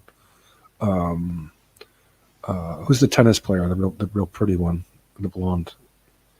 Never really liked tennis. Are they? I mean, again, she's Belarusian. The thing is that there are different people, but yeah, it was part of the Soviet Union, and they manufacture all those huge trucks that you see. There's like monster vehicles. Those are manufactured in Belarus. Yeah, so it goes from the east of Poland to like Smolensk, and then which is not all that far from Moscow, but yeah, but people don't know that they're a different people and with a different history, and a history that has been at bitter odds with Russia. One of the problems I think we have is about ethnicity and states. In other words, what I mean to say is over the course of history in sort of Central and Eastern Europe, there's been a lot of conflict and a lot of takeovers and retaking overs, and it actually becomes very complex. You end up in an almost like Afghanistan tribal situation where there's differences of opinion about who should belong to who and who is who and this and that. Again, well, not really. Not if you're an honest ethno-national broker. I mean, Belarus, for example, is pretty simple. It does have about 11% of its population is Russian, but they are looked upon disparagingly by the 80 some odd majority of Belarusians who see themselves as superior, and even Russians kind of genuflect to the more pure genetics of the Belarusians.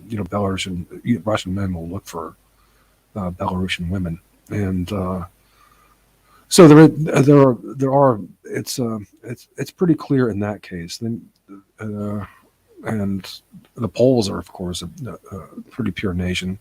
Ukrainians are pretty distinct. Lithuanians, Latvians, Estonians. No, I would say it's not. It's the national boundaries are pretty. They sort things out pretty honestly. Only the kosher folks and Putin would try to muddy the waters and make these things more milky than they actually are. I mean, I didn't mean it in like an anti-white way. It's just it is a thing among some people, I think. Well, there are, yeah. I mean, well, there are border disputes, like, Poland and Ukrainians have had some of the most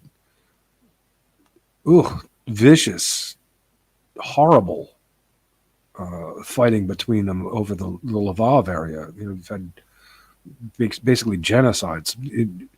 Ukrainians killing Polish men, women, and children. The Poles turn around and do it to the Ukrainians. It's been terrible. And yeah, there are border disputes, but in terms of ethnicities, I think they sort out okay. What did you have in mind in terms of not being clear in terms of ethnicity? Oh no, I meant about the historical ownership and basically the to and fro. What I mean? Oh yeah, yeah. Well, like I was just saying, yeah, there's been these border disputes. Of an ethnicity of, say, one country, but it's owned by another, you get these kind of fifth columns or vanguards, and it's not healthy for anyone, really. But it's there's right. There have been these border disputes, definitely. But I think I've come to learn and believe that that's largely a function of imperialism and its bad will, where these issues are not resolved, and bad epistemics in the sense that might makes right, instead of some sort of negotiation going on. But one thing I don't understand is that you have supposedly all these pro-Russian people in Ukraine. Well, why not just leave? Why not just leave if possible? I mean, Russia's a massive country. It's got a pretty decent economy. I don't quite understand. Yeah, that's a good question. I guess people get situated, but yeah, there was a Ukrainian woman commentator on the situation who was saying the same thing. You can just leave unless you don't like it here. Nobody's trying to tell you not to speak Russian, and nobody's like oppressing you and whatnot. Most Ukrainians speak Russian, and in the East especially, it's almost expected, and you're not forced to leave. So yeah, that is a point. Of course, now going back to the Soviet era, even Ukraine is so fertile, and it's been the breadbasket for Russia. That's one important thing about it. And also, of course, the warm water seaport that's so strategically necessary. So their politicians won't be ready to abandon it, even if some of the people are. Yeah, again, it's just, I suppose, my ignorance really of Ukraine and Russia. I'd like to have a more informed opinion, but I essentially don't. But I will try and endeavour to find out what's going on. There's not all that many important strands going on. Like I said, Hitler wanted Ukraine for the same reason, that it's a breadbasket. It has incredibly fertile. It's an incredibly fertile land, and then the Soviets wanted, of course, for the warm water port. I think up around Petersburg, the sea freezes up, and until they had Kaliningrad, they had no sea access, which is important apparently strategically. So they feel that they need, and probably do, I suppose, the Black Sea access. Still, I look to ways to resolve these issues, and I think I'm thinking about floating the idea that if Putin is concerned for the safety and security, if this is really his concern of the Russian people, that he might be offered a guarantee of that if he will free up the autonomy of not just Belarus and Ukraine, but work with them and the West as ethno-nationalists, and on the west side of his border, and on the east side, he could avoid the horrible conflicts with China, Korea, and Japan if he'd be willing to sell the eastern parts of his empire, of his kleptocratic empire, which would be the moral thing to do anyway. In the case of Japan's northern islands, they would buy it, and they would help him set up industry as opposed to just doing what he's doing now, which is just selling off raw materials. So he'd be doing things the right way, and they, if somehow it could be arranged that they guarantee the border west of Lake Baikal, that would be a more reasonable land parameters for an ethno-state and for an ethno-nationalism. I don't know if that when you have an empire, and this happened to so many leaders and groups, where it's like a gambler's lucky streak. You take one bit of land and you want to get more and more, and you certainly don't want to secede any.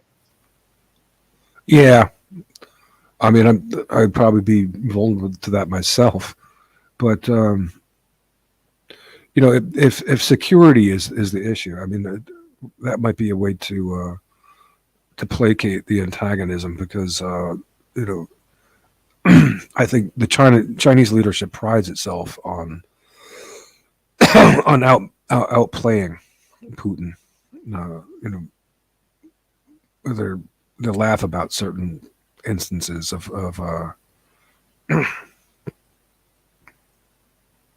having outplayed him strategically and economically.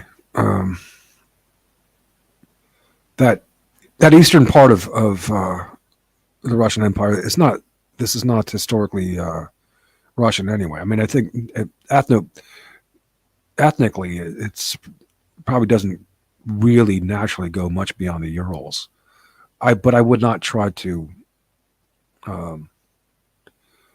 I would not try to delimit them quite that strictly, because there are Russian cities up to 1 million going all the way up to near Lake Baikal. And I think that helping them to maintain Lake Baikal, the largest freshwater lake in the world, a great resource, would be some consolation. Even the Japanese stopped there in World War II. They stopped at Lake Baikal. So, I mean, that's a hard, a long border to maintain, but maybe that's the place to draw it, a border and a means to negotiate, the selling of these lands east of Lake Baikal to China, Korea, and Japan. We'll have to get you as an advisor in the Kremlin, Daniels. I'm sure they would not. I already know they would not. I would be refused on that one immediately. Just no sale.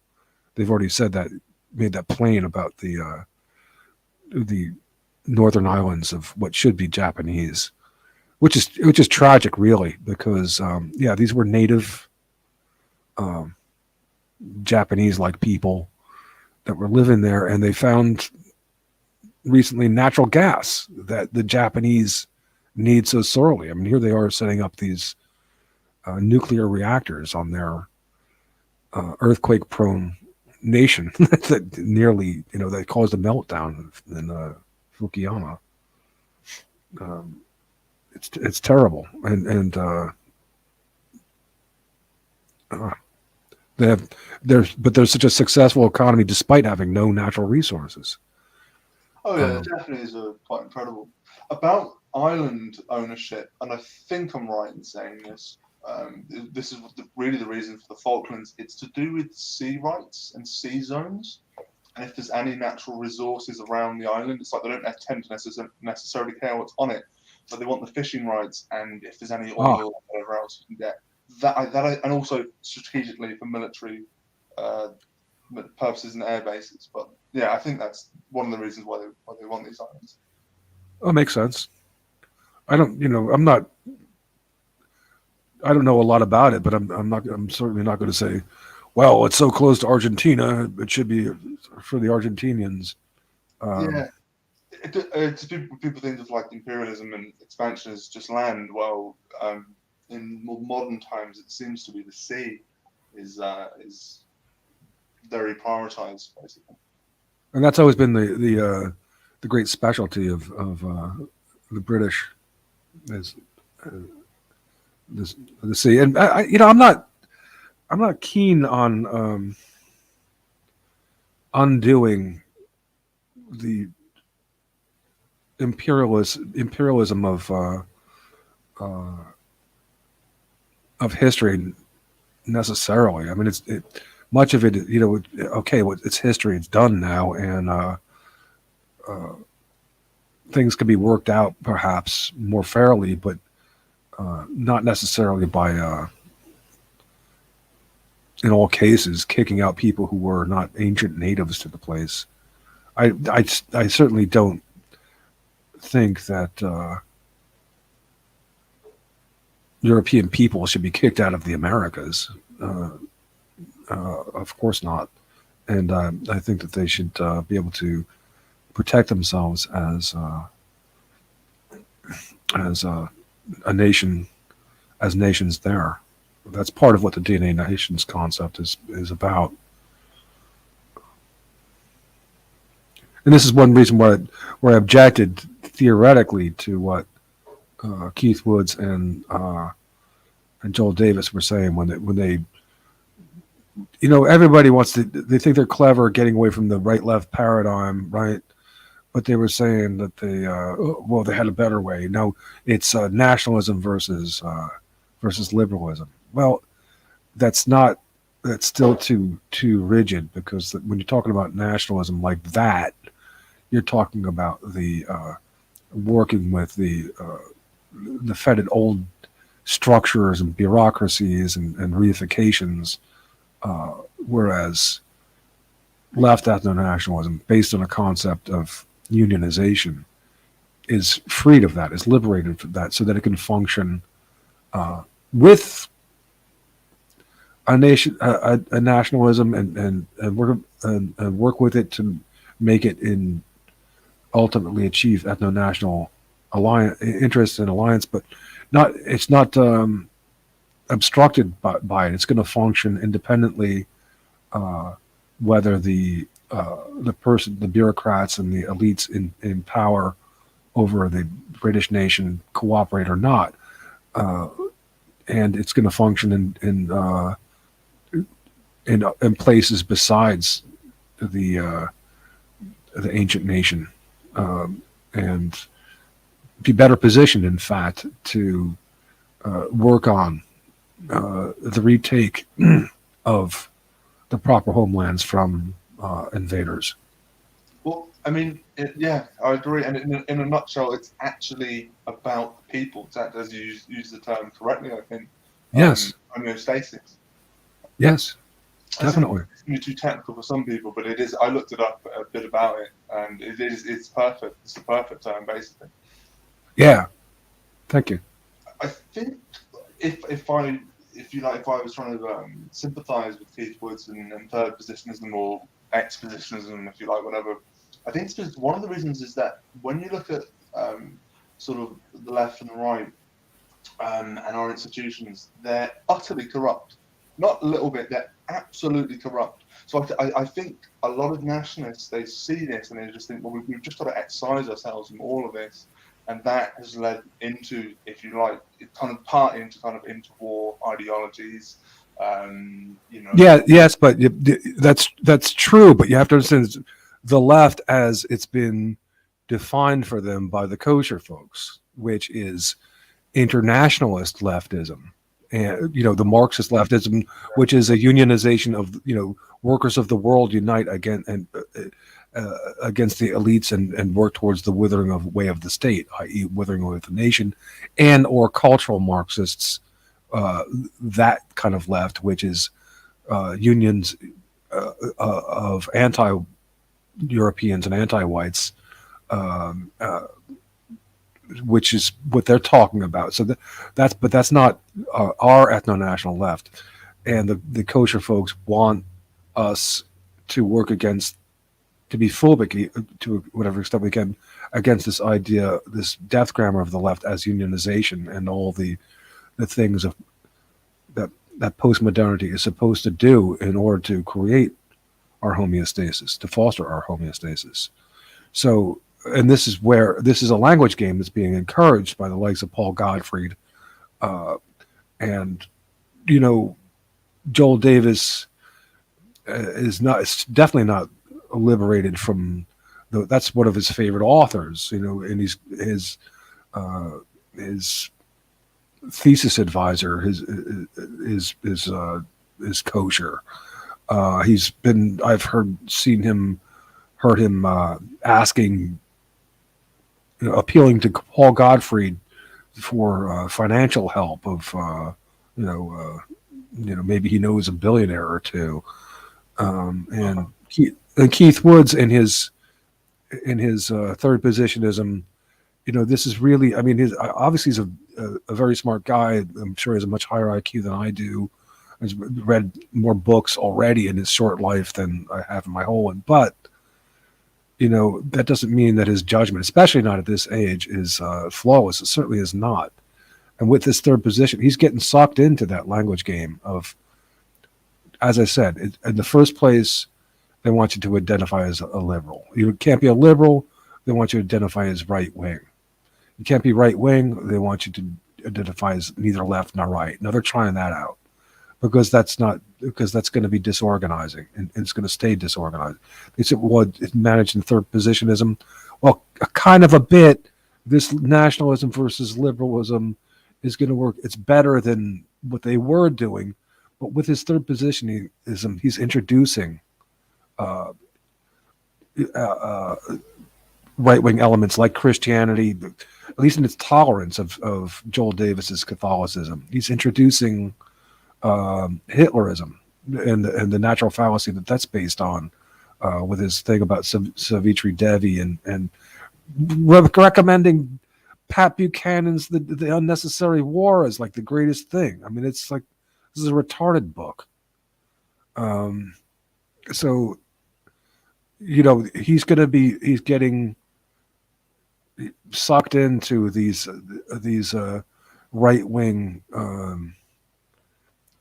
false currency that's been circulating for decades now in American so-called white nationalism, the reactionary scene against political correctness and Jewish power and influence. I'm interested. Would you have him on if he came on? Would you like to sort of talk to him? I'd be happy to talk to them. I don't think that these guys will talk to me, though. I think they've pretty much blackballed me. Certainly, that I have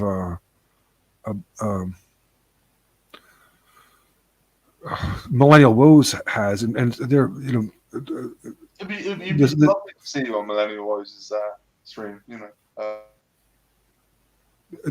I'm basically blackballed in the dissident right, but I would talk to him. One guy who has talked to me is Josh Neal, and it was unfortunate because my sound was bad, and I was not well, and I performed badly in that occasion. Not as bad as I did. You heard with Luke Ford, but almost. It was one of these Daniel, things we won't go there. where I got nervous or something. But I said we won't go there. No, I didn't sympathise with you.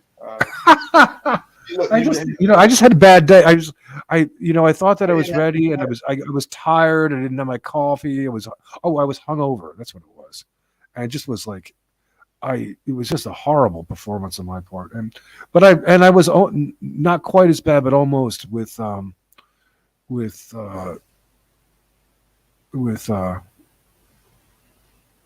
Josh Neal. Josh Neal's a nice guy.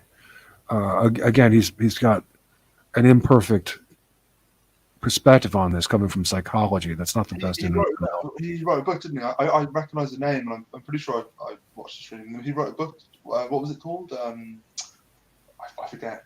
If we're thinking of something about extremism or something, you know, something about extremism. I don't know what it was. He's a smart guy, and I think that he has. I believe that he has. Sorry to interrupt. Yeah. He's a smart guy. And he has the right intentions. He has goodwill, but but psychology is really not the best unit of analysis, and I don't know if he. Well, it's going to be hard for him to get out of that. That's his background, and he's getting into. He's falling into some of the traps of being encouraged to identify as right wing, neither right nor left, and the left is this characterology of the left is the enemy kind of shit.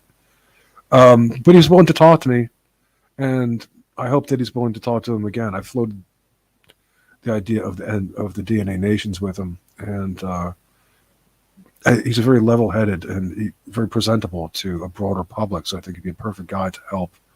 Yeah, he's got like a high empathy, I would say.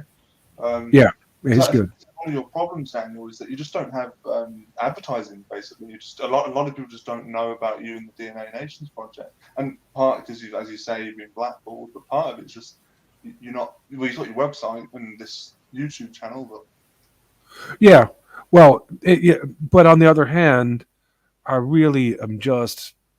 I know it sounds like it's taking an awful long time, and it is.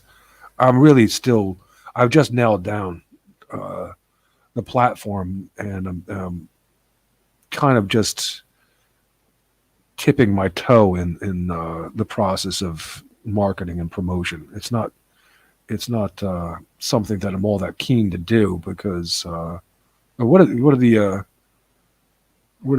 Taoists said that the head that rises up gets chopped off quickly. I'm not willing to I think that I can present things now in safe enough terms so that I won't suffer any consequences, which I'm not overly concerned for myself, though some, of course, but mainly because I want the platform to get out there. So I don't want to be shut down too quickly by promoting my stuff too eagerly before it's sufficiently grounded. But it is sufficiently grounded now. No, I hear you. And also on YouTube, they don't want us. You know that. Yeah, but it is true that I've got it worked out now, so that there's most anybody who's at all reasonable. This platform can conform to their interests, and I can see the ways that it can.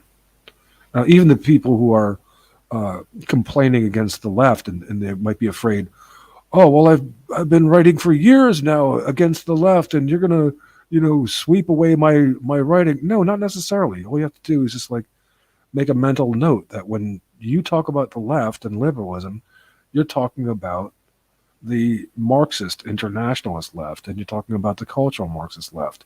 I understand that.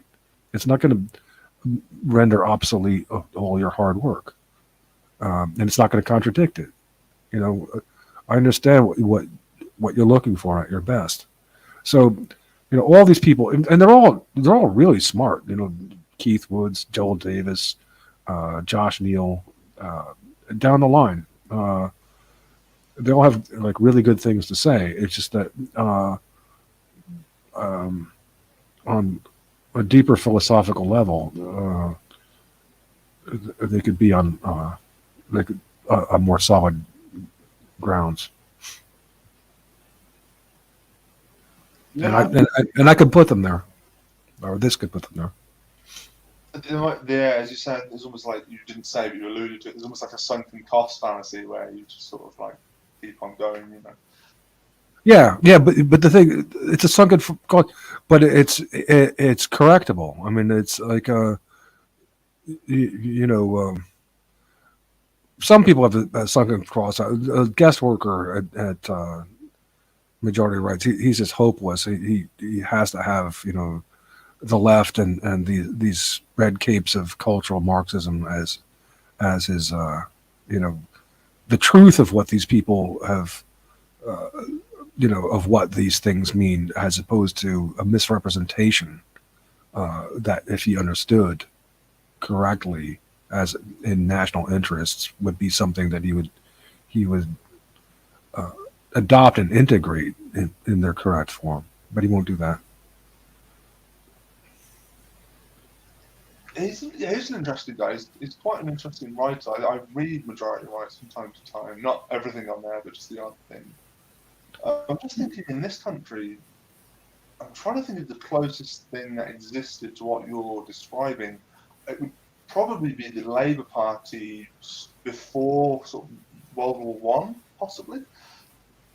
Not strictly an ethno-nationalist party, but certainly not what they've become. Yeah. Well, that would make sense, I suppose. But again, I was just thinking today. Um, I don't want the left to be associated, left ethno nationalism to be associated with uh, workers strictly, and hive them off from the rest of the full ecology, even though some people might be less serviceable for a time. And, you know, as long as they're accountable, um, I would not want to um, exclude them from the union, so to speak. Uh, the union is about the nation, the British people, the English people, the Irish people, the Welsh, the Scottish, um, and it doesn't have to be like we were saying. It doesn't have to be 1,000% pure thing either. You know, it's a managing the human ecology so that it has reasonable levels of genetic purity and admixture, so as to be, High level, but I get you. Yeah. yeah, like I would not want you know Can I ask you? I certainly would not want to I'm not in agreement with those English who are really anti-Irish or and so on. Oh, that's a complicated issue. Goes back a long time. Yeah, I hate it. I hate that conflict. But anyway, Can I actually, Striker, you might find it too sort of adverse, but Striker uses the term Judeo-left. What do you think about that term use? well, I don't trust Stryker, and I don't listen to him a lot. But yeah, well, you could, and that maybe at my most paranoid, I could say that he's trying to co-opt a bit what I'm saying, because, well, you know, the quote National Socialists, the Nazis had left cover, and so maybe, you know, in a way he's like going for a bit of that, you know, Straussian stuff, and he's just the you can call it the Judeo left, but the thing is that it's more clear what's going on when you say that the Marxist International, you know, workers of the world unite against this nationalism and withering, and work towards withering with the straight, and the cultural Marxist thing. That video by what's his name, in conjunction with David Horowitz, done by what's the damn the guy's like a Quaker or something. A Quaker. I don't know. Yeah, something like that. He sure who you're referencing, but carry on. He wrote the book about fourth The Fourth Industrial Revolution? the fourth war. No, the fourth. What's the fourth kind of war? What's something like that? I'm thinking, yeah, no, carry on. I don't know, but yeah. What's his name? Paul. No, oh, jeez. It doesn't matter. It doesn't matter that much. There's a good. It's on my website, and it's a very good video that sums up the history of cultural Marxism. That's the name of the video. That's online. It's a bit obfuscated now, not that easy to find anymore. But it sums up cultural Marxism very well, and there's no need to get wrapped up with Stryker, and because he's still too much catering to a Nazi perspective, and making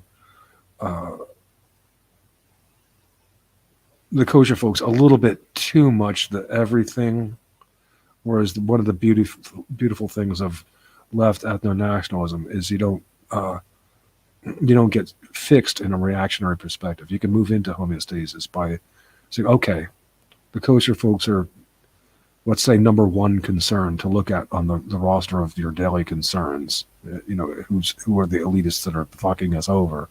But you can move quickly to other concerns, whether it's Islamic terrorism or black biopower or or feminism or stupid neo-traditional women who think that Rush V is a great thing for his conversion to Christianity, or whatever is the problem for the interface of the day. You're not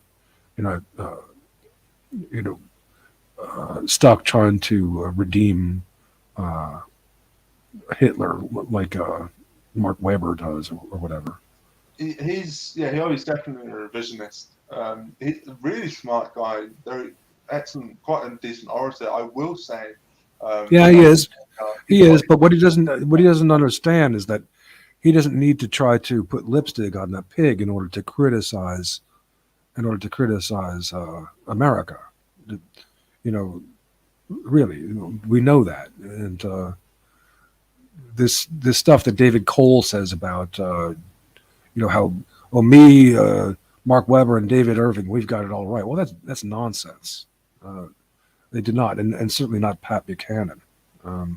But yes, I mean, Mark Weber is very intelligent. I was with him there at the Voice of Reason, and like all of these guys that I'm critical of, but one of the reasons that I'm so critical of them is because they are influential for their intelligence, and so they require that critical perspective on them. And I don't think that he's a badly motivated guy, but he's locked into a perspective that's easy to get enveloped in, with America being so German a country that currency is just going to keep circulating. I got someone here named Chris wants to come on. I hope he's not the guy that I was sent a link by.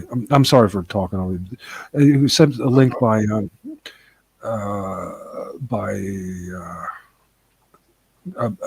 was doing something with trying to do another version of what I do with the left that I didn't appreciate.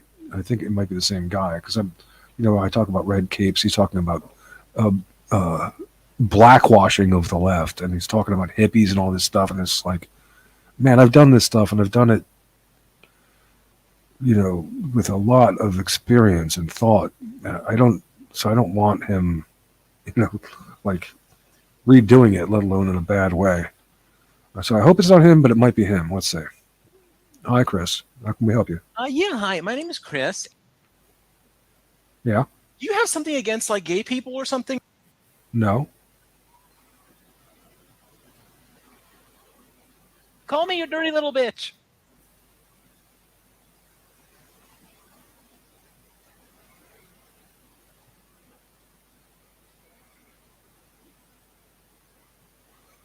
You there? Well, we know the sincerity of that caller.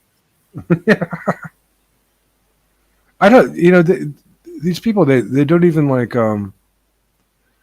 make a good effort to subvert me because it's like I'm It's actually relatively soft on a low effort post. It's queers. like, really, are you that bored? Okay, fine. I mean, it's like At I don't least know. you weren't. I almost don't want to say it because I might do it. At least you weren't bombed by you know what, because you that happens too many times and you end up off YouTube. Yeah, that's what I'm concerned about with people like him. Is they come there and screw things up. So You they're need not. to vet people. If they can't beat you in a game of chess, they can't come on. No, I'm joking, but They overturn the chessboard. what? How long have you been streaming for? What were you talking about earlier? Will this be uploaded or?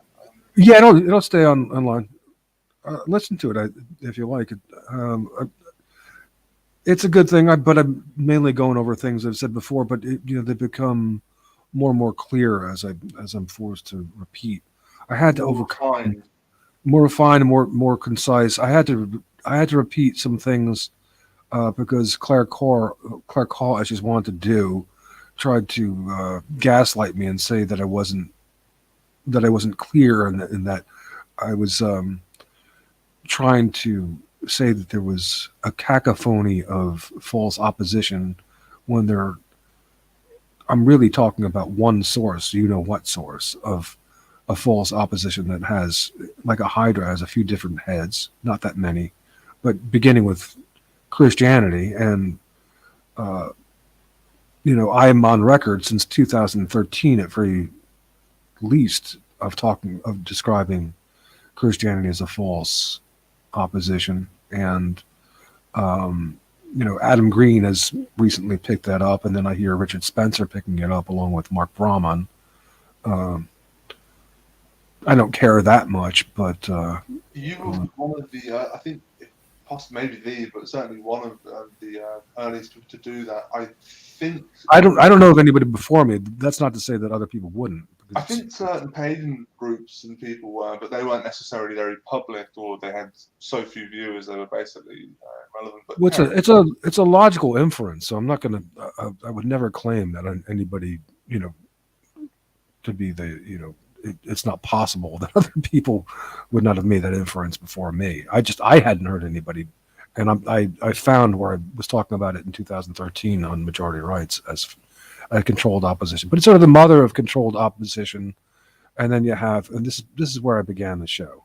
I was talking, and then you have Marxism, which is a controlled opposition.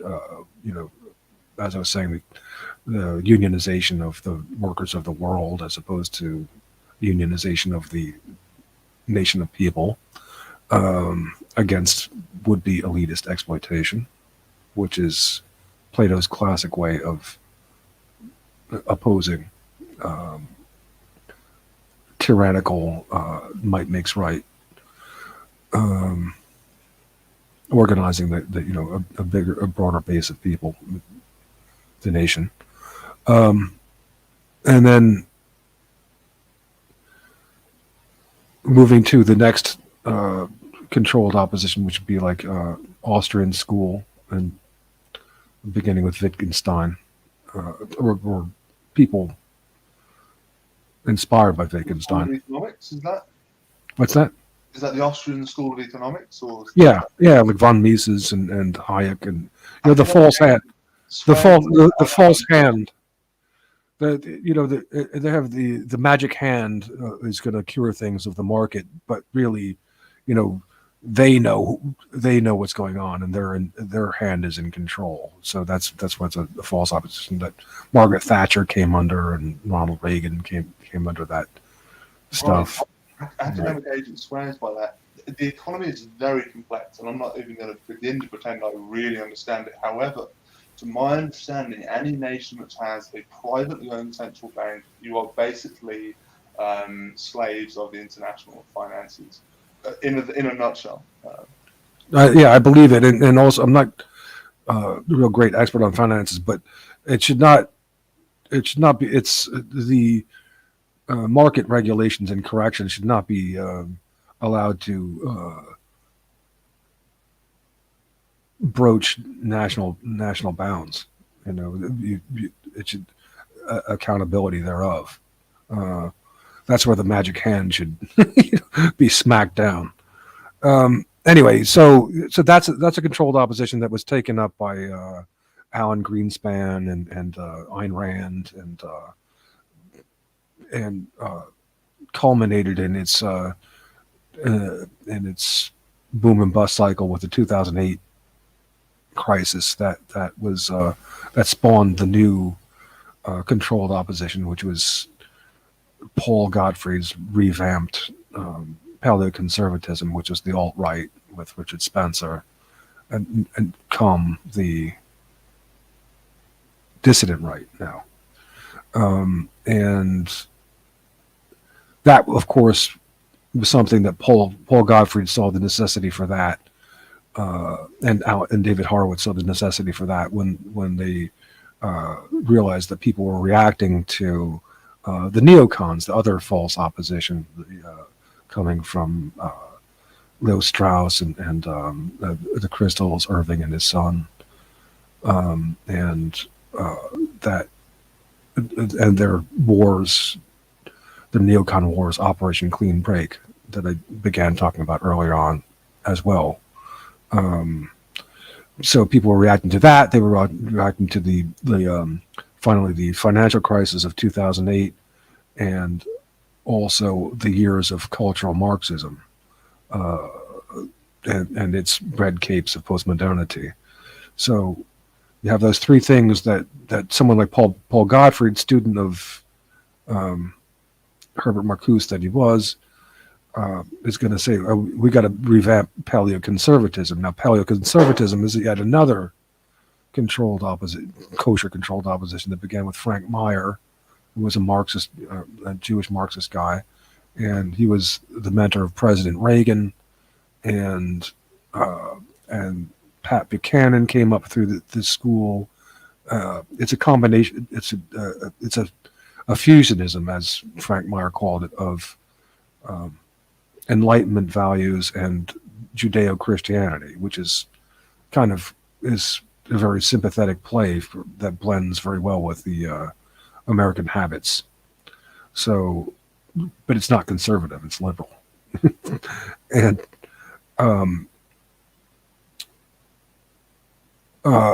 also Sam Francis is famous coming out of that, and it's as misdirecting from much blame of the kosher folk. It's big on Burnham's managerial revolution, liking to blame this kind of abstract elite group. They like to do that. And Joe Sobran was a proponent of paleoconservatism, being a Catholic, but he got ousted aside by William F. Buckley. He was probably the best of them in a way, or one of the best of them. Sam Francis is clever too, like intelligent, but again, not quite paying necessary attention to the kosher folks as the ones who, among that managerial elite, who are setting the agendas, taking the initiatives, gracing the palms. And then, he dies, and then Richard Spencer eventually takes over after one other guy in between. And Paul Gottfried is, seeing the need to make paleoconservatism a bit more hip and youth-oriented. And that's where, so you're adding some tents, and you've got you still have the Christian tent, but now you've got a kosher tent, which is called the alt-light, and you've got the Nazi element, which is introduced through like the likes of Mike Enoch for the sake of stigmatizing it and divide and conquer and making it radioactive and anything in this controlled opposition called the alt-right and now the dissident right, antisocial and rigid and seeking foundations within nature or beyond nature that they could manipulate or infiltrate. That's beyond accountability and correctivity.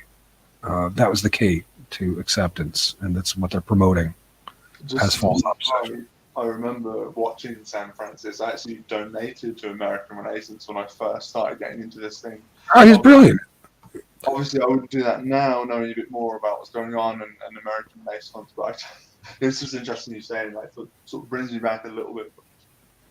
Yeah, I mean, no, I understand that. The guy's like genius and everything. It was just like when I was moving into this stuff, like I'd never heard anything like that. All I'd had was just regime dread, basically. Yeah. But see, these people are allowed to talk to an extent. They'll be hampered. Keith Woods is another paleocon. They'll be hampered and obstructed, but they'll be allowed to talk extent as long as they're doing that one thing that takes them beyond homeostasis and correctivity. Sam Francis, I'm sure that he was a Christian, but even I don't know. But he was doing the Jeremy Burnham managerial stuff. So taking like Jared Taylor, taking attention away from kosher power and influence, and so that's why, for example, Alex Linder hates him. Says that he's creating young fogies, and it's as valid. Linder's awesome. I wish more American men were like Linder. Well, he's a bit kooky though. I mean, he's really too right wing and he's too focused on the JQ in the sense that and too okay with Hitler, and that's just not going to work for most European peoples in their self-defense. It's radioactive, as you once said, and it is. Yeah. You talked to him on Majority Rights. You had a video call with him, if I recall correctly. Guest worker talked to him. Yeah, was a good good discussion. Yeah. I wasn't involved in that interview. No, I was at the Voice of Reason at the time, which had that had Mark Webber. It had Carolyn Yeager. It had Robert Stark. Is he still writing? It had Tan Staffel. I think he is. I haven't checked his blog in a while, but he was. We had a conflict. We talked about that. Tan Staffel was there a bit.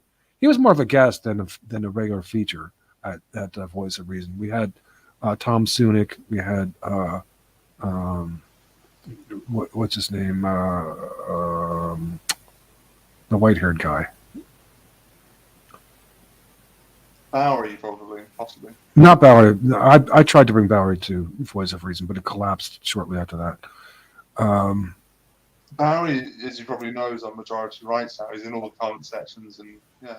Yeah, I look at it all the time. It's like, I don't want to get into that right now. Yeah, no worries.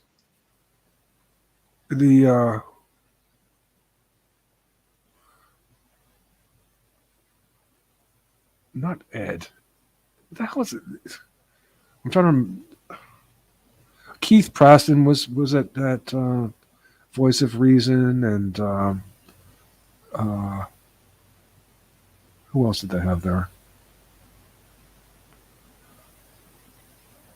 It's a little bit before my time, so I can't really postulate who it might. It was around. It was functioning around 2009, 2010, 2011 is when Voice of Reason was doing things. But they were, they were under the auspices of Regnery, they were part of the Regnery circle. So that was I don't know if it was wittingly, but it was a controlled opposition in the sense that they were highly Germanophilic, but also Jewish friendly. So Paul Gottfried would be there. One of these things where like German Jews were okay, but not other Jews, sort of thing. In the background of Regnery, and right wing for sure, and Paleocon, basically Paleocon in orientation, but with the difference that this particular instantiation was,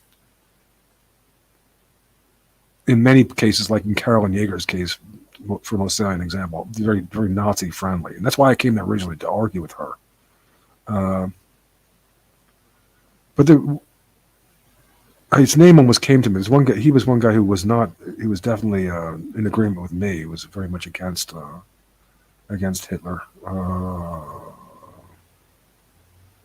Oh, God. Let me look at my Skype. He's there. I haven't heard from him in a long time.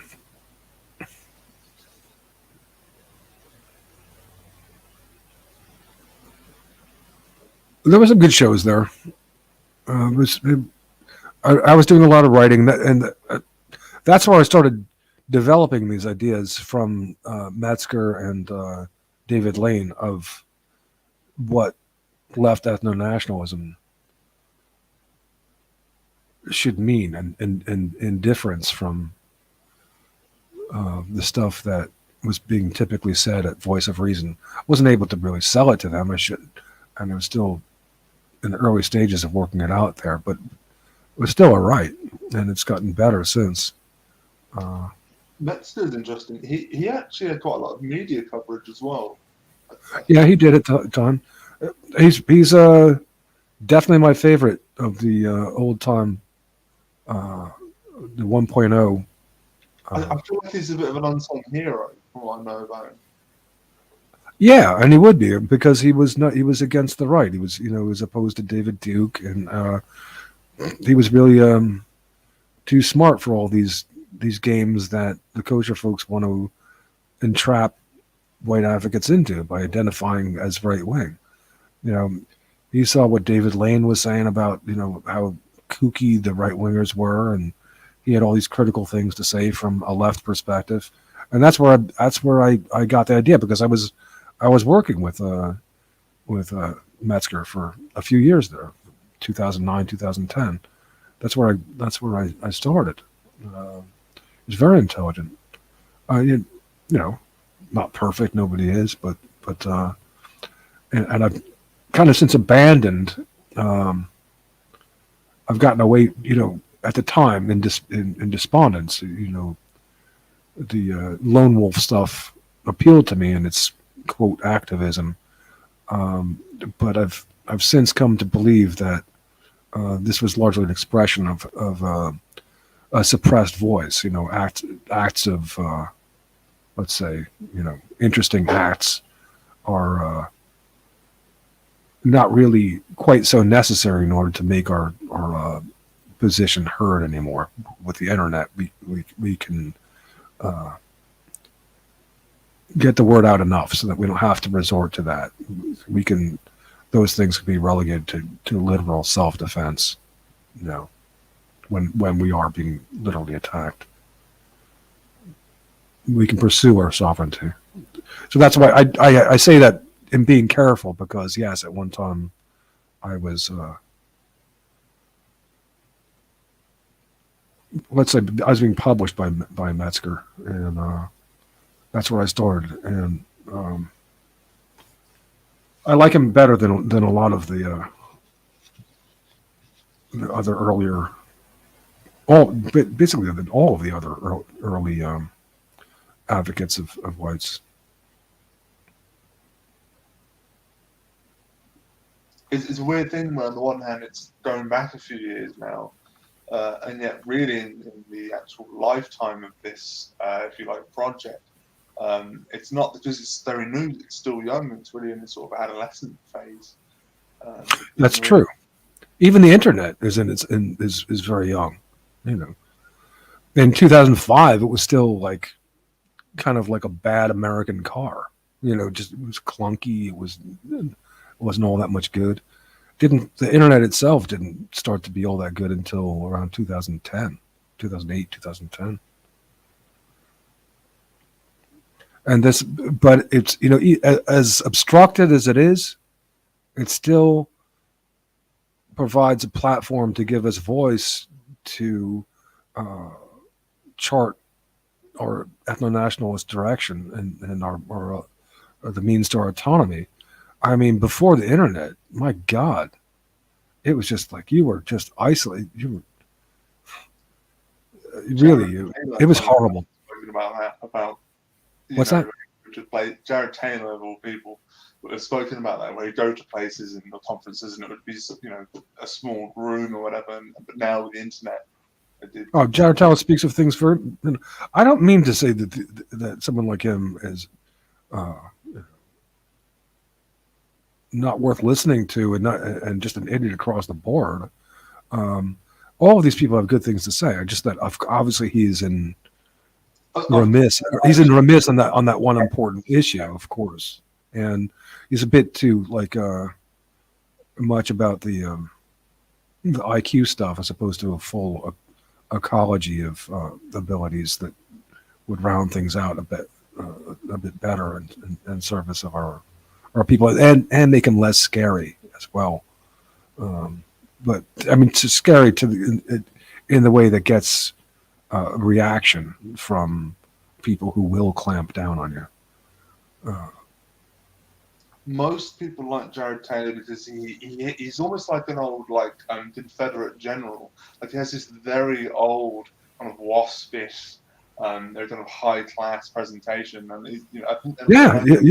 memes, all the rest of it, and that fact. I myself, I'm always happy to listen to what he has to say, and I don't like these people. On the other hand, I mean, why you say he doesn't do the kosher thing? I can't stand these people who won't talk about the magic people because they say, oh, we'll just solve all our problems if we handle the kosher people. There's a lot of very daunting abilities that the magic people have in their ancient biopower, and they're a menace that I'm always relieved when people will talk about it because I'm always disgusted on the other hand when people act like it's such an easy thing to deal with. It's not, and Jared Taylor does deal with that and very articulately. That issue is like yin and yang as far as I'm concerned. It has to be essentially perfect. When you look at who's behind American Renaissance and who is funding a lot of that, you can partly understand why Mr. Taylor says things like, well, they look white to me. A dreadful impression, but you know what I mean. Well, I mean, I used to think that way. Well, back in the 80s and 70s and 80s and less so into the 90s, my suspicions began to be aroused when I went to university and had more experience with them. But I used to think that that people were just maybe jealous, and what's the problem? And why don't you just do well for you and yours like they do? On the other hand, there is this thing I didn't dare be critical of them, because then you're like immediately images of piles of skeletal bodies would come up, and it's like it's almost scary to be like associated with a critical view of them following World War in the decades following World War II, especially. Yeah. So, yeah. I sort of lost my place, but yeah. No. I started. It's understandable. I mean, it's an understandable perspective, and you think. I was thinking of this today. as almost a semi or not a semi as an excuse for Churchill in a way that I thought you would think that if you are good to them and you say, okay, we're not going to persecute you, and we'll defend you, and we don't see you as the enemy. You expect them to respond, in a reciprocal way. Why would Churchill, for example, think that kosher folks are going to be so liberal regarding the borders of Britain? Why would he think that they would respond, with such ingratitude? You wouldn't necessarily, right? So, it's only as things go on and you realize that, hey, they're not really concerned about European peoples necessarily, and to say the least. So I understand. I understand how people could take that position to begin with. Yeah. That there are good ones and they're not the problem. They just need to be have it known that they're not persecuted, and you go along with it. Well, they're crypsis. They look white, so Gosh, they're not going to mug you and or anything directly. no, They have other means, but yeah, they commit crimes. Very few are violent. This is such a complicated topic. I think there's a degree to which the lesser people of that group are actually slightly kind of pro white nationalism, or at least kind of maintaining the borders, because they know that if they become a sort of a blended kind of group, or if there's too many kind of immigrants that, especially from certain parts of the world and religious groups, their security and livelihoods will be threatened. So in other words, they don't care about us. They realise that we, with some exceptions, obviously, are actually very generous and I dare say naive hosts. well, there is that, and the good thing about the platform that I'm advocating here is that, well, two things. Just because we recognize them as a different people doesn't who in broad pattern are either indifferent and sometimes obviously outright antagonistic. We are not, or I'm not. This platform is not advocating the persecution of them. We're not. It's not the primary object. It's not the objective to kill them. So if there are good ones who are recognizing the importance of maintaining group boundaries, then, well, that's great. But they can be primarily good for their people, and we can, maybe thank them for the fact that they are allowing for our ethno-nationalism to be maintained. So yes, I'm not saying that there are that there aren't kosher folks who are not thoughtful and in some senses maybe can be coordinated with. I remember, forgive me, I forget his name. He was part of American Renaissance. He was a Native American. Oh yeah, White Bad nationalist. Eagle. Yeah, Joseph Yeagley. Was that okay? Well, fair enough.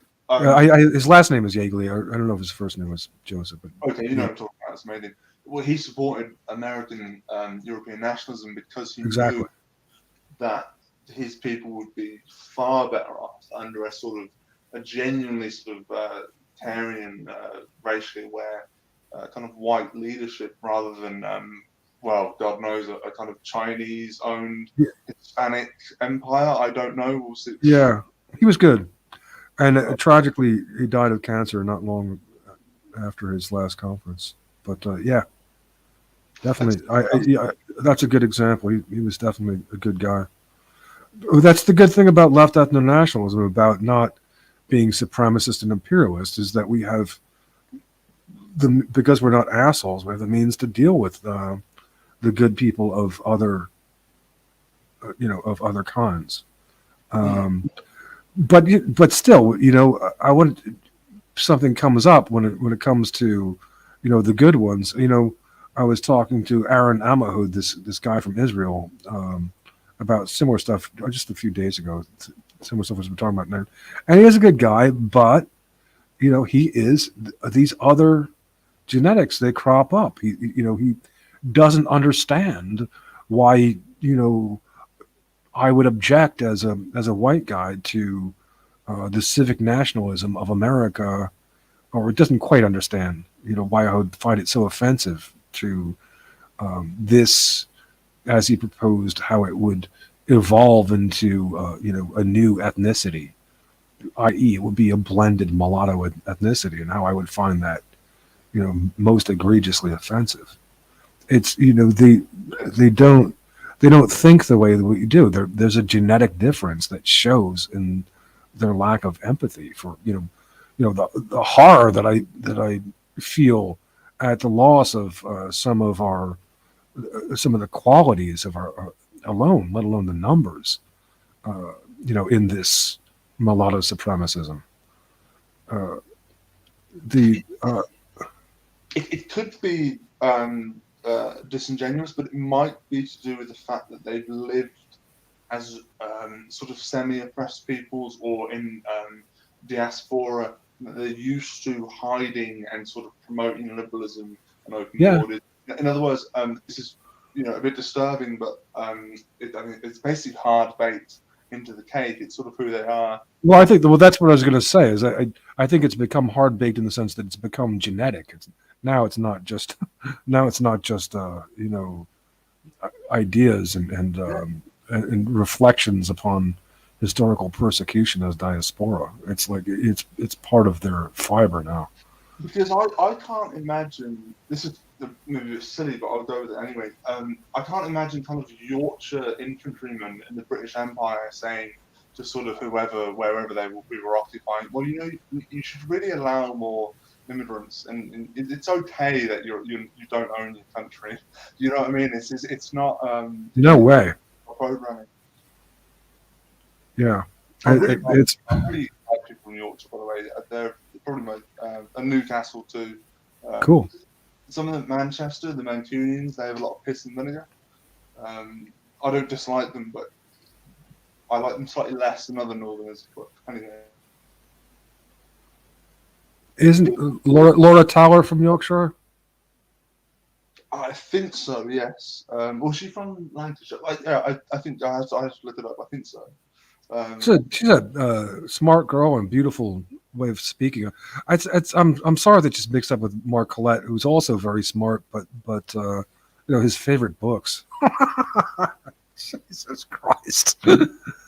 I'm sorry to laugh, but really, I mean, to be so tactless. Which is my favorite books: Mein Kampf, David Duke, and George Lincoln Rockwell. Oh my God! Well, George Lincoln Rockwell. They all have some good things to say, I suppose. But I know. I'm talking to a guy who had more sympathy for National Socialism at one point. But I'm glad you're willing to humor me in my much stronger distaste for it. That's fine. No, I mean, well, to use their term, talk about bad optics. This, I don't. Well, yeah. Was this from? What was the ridiculous documentary he was in? Was it Nazi Boy with Russell Brand? And he said that. I don't know whether he still says that. I might be wrong. I don't know. I never followed him much. Maybe 1-2 short podcasts or some a bit.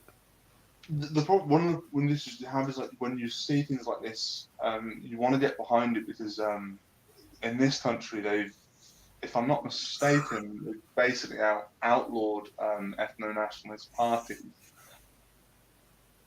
Russell Brand? No, the government. Russell Brand was the guy who made the documentary, or rather, who presented the documentary with Colette. Oh, was that the one with where Mark Collette is like, caught, where they caught him red-handed at advocating, or saying he would rather his children grow up in Nazi Germany or something. Oh, that was maybe, or was that Thoreau?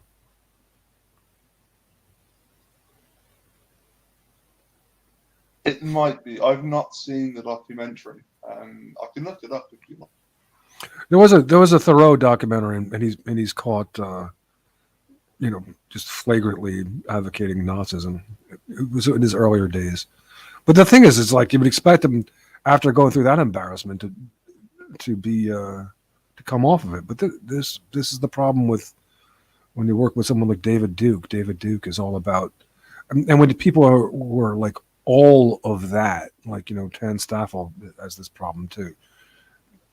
I think it has a kind of like a reconstructing relationship where it kind of relieves you of the guilt of Hitler, because if they are all the problem, then Hitler's almost justified, and then you want to like justify. Then you want to. Then you get into that, and the right wingers encourage it because it distracts attention from their role in this. Like I was talking about earlier, you're not looking about who. You're only talking about the kosher folks. You're not talking about how Hunter Biden is getting $83,000 a year, about how Nancy Pelosi's son is working for the gas companies in Ukraine. You're not talking about how Mitt Romney's son is working for the gas companies in Ukraine. You're not talking about John Kerry's son. Well, he's kosher, but the other three aren't.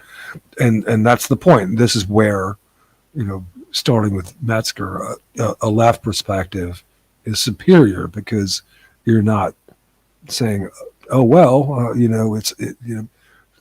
they're doing everything and we have no part in this. Our people have no responsibility for this destruction. No, they do. These right wingers and these neoliberals, they are required by the kosher folks to take the payoff, or to take the license and the licentiousness that is being offered, in order to betray our people, and to betray our homeostasis, to betray our ethno-nationalism. And they do it, as if diagnosed on objectivist grounds. I'm a right winger. I'm so superior, and so much more intelligent, or whatever. And that's it. And that's beyond anything that I owe to in responsibility and accountability to our social group. And same thing with the liberals. I'm just so beautiful. I'm just such a stud. I'm just such a, a raving beauty that, that's just an objective fact. And I don't owe anything to our people, and owe no accountability. I'm just going to take the licentiousness and the license that's being offered by, the kosher media and laws and stuff coming out of academia that allow me to conduct myself like, like a slut, like the wanton whore of Babylon. So, it's our people do have a part that is on the radar with this left ethno-national perspective. And it's like, it's second thing, and at least second, maybe first on the roster of vigilance, along with the kosher folks are not, taken off the hook. They're there, first thing you look at, but you also look at our traders. I mean, anybody with any sense is like, our traders are maybe the hugest problem. They couldn't have done this without those people. I mean, when you look at Blair, right, who financed him. Oh God, he is a criminal. Blair, sorry, I shouldn't swear in the stream. No, that's okay. Especially with regard to him. Tony, I hate that guy. An academic agent I like this about him. He calls him the Dark Lord, and which is an appropriate name. Really. He's trying to a Sith Lord. He is like in the background, sort of promoting like the Empire and just being evil. Like he was talking about like He is evil. recently, and that we need them, and it would be good for Europeans to have this type of thing. He's such a fucking arsehole. Like he could have been smoking like a fat blunt and had like a martini in the Bahamas. Or he could have sat back and been comfortable, and yet there he is, promoted by the regime, funded by the New World Order, promoting these Yep. New World Order agendas. With his quivering upper lip, just like in the same mold as Bill Clinton, two peas in it. Oh God, monstrous thing. It's a whole of like being. We're going to open up the borders and so that the conservatives can never raise an objection again. Oh my God. Oh yeah. Oh, the party politics as well. If you know a bit about that, of course, yeah. It's that horrible mixture of just being an awful regime puppet, but also being like quite presentable and like quite charismatic in a strange way. And he definitely hoodwinked a lot of British people. It's an awful man. Yeah, that's the problem. Is that these people are they're intelligent. They can seem very reasonable. It's horrible. Yeah. But like when he talks about the Iraq War, he's like, well, the information we had at the time, I think it was really the only correct decision we could make. Like he's such a manipulator, such a kind of wordsmith in his own way. It should be skinned alive. What is it? What does Charles Dickens say? He's like, she boiled in his own pudding and have a stake put through his heart. That sounds like a medieval practice. Perhaps Dickens referenced it, but relatively recently he received a knighthood, and there was a Did you not hear about this? They're making the knighthood worthless, aren't they?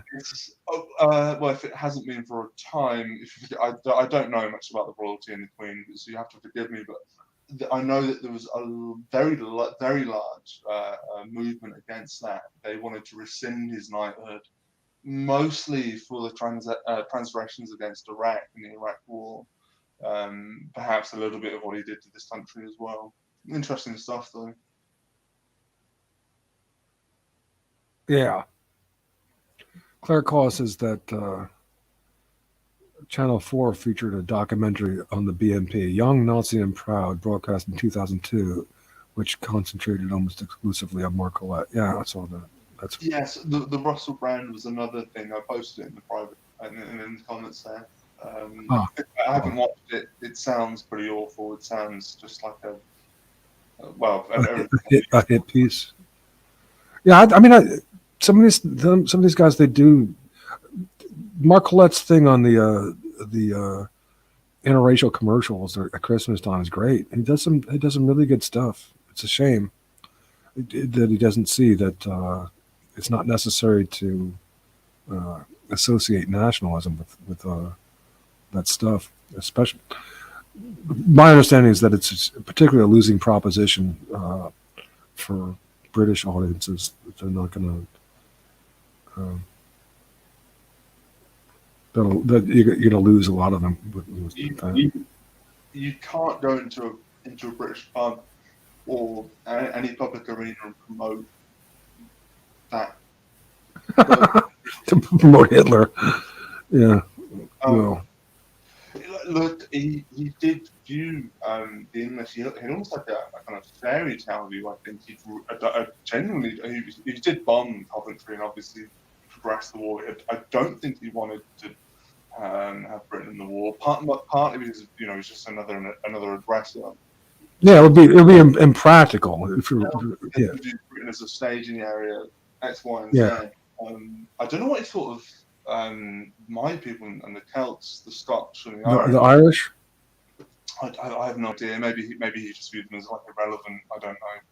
Probably largely irrelevant. Yeah. At the end of the day, economically and militarily, we were, I suppose. My point is that if you go into any English pub or British pub and you start talking about this stuff, you're not going to be popular. you could talk about aspects of that government in Yeah, and I personally would. I don't know why they don't do that. Why can't they say, well, they had their reasons, and if I had to do it over again, it's true that Britain lost the empire. They might have gone about things a little less directly, but just to say, to go to another extreme and try to redeem Hitler's imperial supremacism, which was at the expense of other European peoples, to try to deny the Holocaust, which was just a reality. It's just, that's stupid.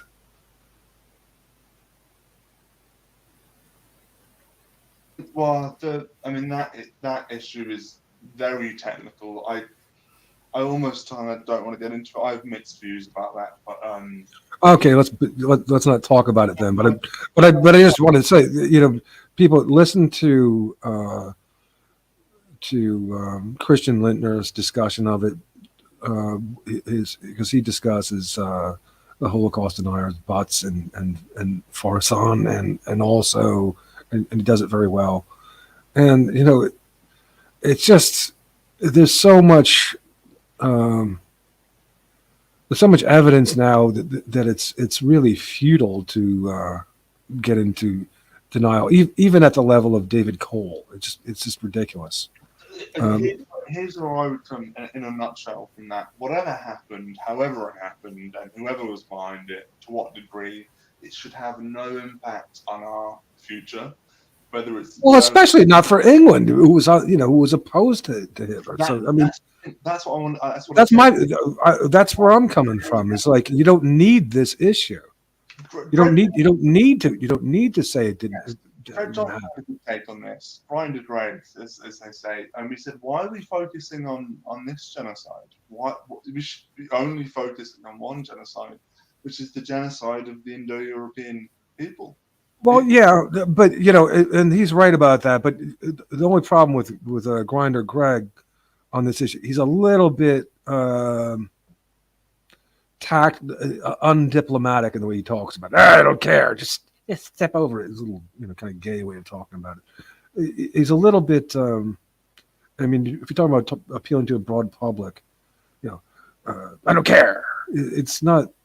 You should be a little bit more tactful than that, and also there's too much Nazi sympathetic stuff going on under his auspices. Anyway, like I said, with promoting Mark Webber and the National Historical thing, this is this is pathetic. But yeah, basically it's history, and it's, we shouldn't be punished for this stuff, especially subsequent generations who just had nothing to do with it. Even people who are from nations that were doing this, this was maybe their grandfather that did it. It's like people have been penalized more than enough, and people have been penalized who've had nothing to do with it, who are on the Allied side. So, yeah, I mean, you don't even need to. I mean, it's just, you could just. Yes. I mean, just don't feel guilty about it, because you're not guilty. Yes. We were talking about this last time, and I'm probably just repeating what I said, but essentially that it's really it is in the past, and we have to focus on now, and whatever happened in the past, it is in the past. It's not to say that we should forget about whatever happened or try to be untruthful, but it really is it's frustrating how many people focus on all this World War II guff. Exactly. That's the most fundamental point. It's history, and we have things to do now. And do we really want to dredge up the? Do you want to go the Pat Buchanan route and the route of these people who, in trying to redeem Hitler, have to do what the Nazis did for propaganda's sake, which is to vilify all other nations, vilify England, vilify France, vilify Poland, vilify the Russians. It's just like, this is not what we want to be doing. And besides, it's history, because so I don't need to be vilifying Germans either. I'm Of course. friends and advocates of all European peoples. Just one thing I would mention about World War II in regards to the British aspect is this sort of Spitfire nationalism critique. In other words, where nationalists will, it doesn't necessarily mean that they're pro-Hitler. Sometimes it is, but it doesn't necessarily mean that. Whether against kind of Spitfire nationalism because it is a sort of obligatory, sort of like a raceless kind of liberal nationalism. You know what I mean? It's like you mean like the they fought against you mean the bulldog nationalism? They fought against the quote unquote racists. They fought against the people who are intolerant and against equality. That I am against. Yeah, I understand you. Yeah, we're ethno-nationalists. We're not civic nationalists. You couldn't bring it up. It's hard to bring up in too many English people because when you go, it's getting on a bit now. Of course, they're pretty old, but my mom and dad they grew up in an era where rationing was still a thing. But when you talk to English people about that conflict, they don't think of like those wonderful clips of I forget the name of the group, of all like the German girls where they're exercising, or kind of beautiful imagery of the Third Reich in a way, if I can say that. They don't think about that. They think of bodies, they think of rubble, and they think of missing dads who died in the RAF and in the military and all this stuff. It's an awful thing to bring up to people. Why would you? How did you not have that awareness? Yeah. I mean, it's like I'm not. It's not. We are.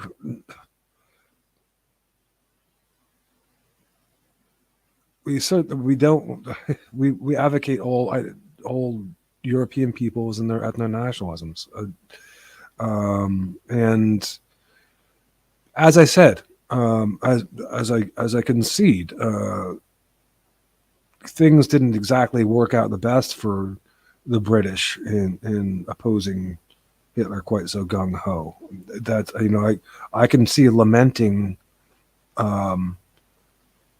not using different strategy, perhaps, but what I can't. Where I draw the line and where I object to someone like when I see the Iron Duke, I think is his name, talk and a lot of people that he talks to saying that British should never have opposed Germany in either World War I or World War II. What I object to is joining the American reactionary thing and saying that Germany was really innocent and on the absolute right side in both cases. I for myself, I'm satisfied that they were not on the right side. That they were more responsible for starting both world wars. When we actually looked at what they wanted, people will rather glibly say, "Oh, Hitler was a madman." Well, no, he wanted a Teutonic Germanic order where basically the Germans would have territory, military and economic power, where they would never be humiliated ever again like they were in World War One. Because in World War One, they weren't just defeated; they were absolutely humiliated. And you can almost understand it. The problem is like it's not like Europe was mostly empty or whatever. I don't really agree with that. I think I do think that Hitler was mad enough. I mean, yes, he was reacting to the laws of World War One. He had some complaints, but really, he wasn't just a nationalist. He was an imperialist, and he So that's was what I'm saying. He was a he was looking to take over up to the Urals. This was not like him just quibbling with the Treaty of Versailles, which in terms of its the way it divided up the lands, really got a bad rap. There was a rationale to the way they divided the lands that is not defended nearly as much as it should be. I mean, it's just taken for granted that 13% of the German territory was taken from them, and how terrible. Well, Frederick the Great, in his eastward imperialism, stole that land, and so it's just being given back in the Treaty of Versailles. Really, this was sort of what I was talking about earlier. Is like, how far do you actually go back though? Well, that's only 100 years. It's not that long, and furthermore, this is a good place to begin to invoke the Belarusian thing again, because the Belarusians, along with not just the Poles, but the Belarusians hated the Russians and the Soviets, and would have fought and buffered valiantly with everything they had. The Ukrainians too. So there was no absolute threat coming to Germany from the Soviet Union that did not have allies if he himself was not covetous of imperial takeover of their lands. But he was. I do agree. I'm not a military historian. I don't know if Russia would have had the military material manpower to have such a conquest, even if they wanted to. Well, first of all, they already lost to the Poles in 1920 when the Soviets were invading, and they were trying to go on the way to Berlin, and the Poles had proven that they were opposed to them. But people don't know that the Belarusians, like I said, also hated the Russians and the Soviets and were opposed. The Ukrainians as well, and so you had these nations that were willing. And besides, for all the military buildup of Nazi Germany, despite it being against the Treaty of Versailles, people attacking them would have been pretty crazy. And if they did attack them, they would have had a much stronger warrant to gain sympathy from the West to support them against any such attack coming from Russia. Yes. Can I just? I think you understood, but just to be clear, when I was talking about the Teutonic Germanic Order, I wasn't in support of that. I was saying that that's what Hitler wanted, and of course, you don't. Yeah. I'm gathering what you're saying, that they had their rationale. It's like, I understand that, and that's why I'm not condemning them in the moment. If I was a young guy in Germany, there's many different ways in which I could have found myself, fighting with Hitler. I'm not self-righteous about this.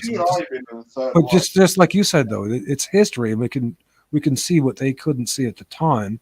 And and try to make it so that we're not fighting these brothers' wars. Which, coming back to Ukraine, is why that sucks so bad, because it's two people that are European peoples fighting against each other. They're both Vikings, really. Yeah, it's it is sad. I hope the conflict is minimal as possible, and we'll see, I suppose. Do you want to talk to Claire? Because I regret it every time I do. She's there waiting to talk. The last time I remember Claire coming on was you guys having a shouting contest, essentially. That's it. It always winds up that way. I was saying here again. She's such a missed opportunity, a lost opportunity. She's this, it doesn't matter about her ethnicity. She sounds like someone from like the Dickens in England. Yeah, she speaks beautifully. Yeah, she's promoting Islam. Yeah, I may as well go to a local pub with a swastika flag and an SS uniform. She's more popular than what she's. Well, she does that too. She's done that too. I'm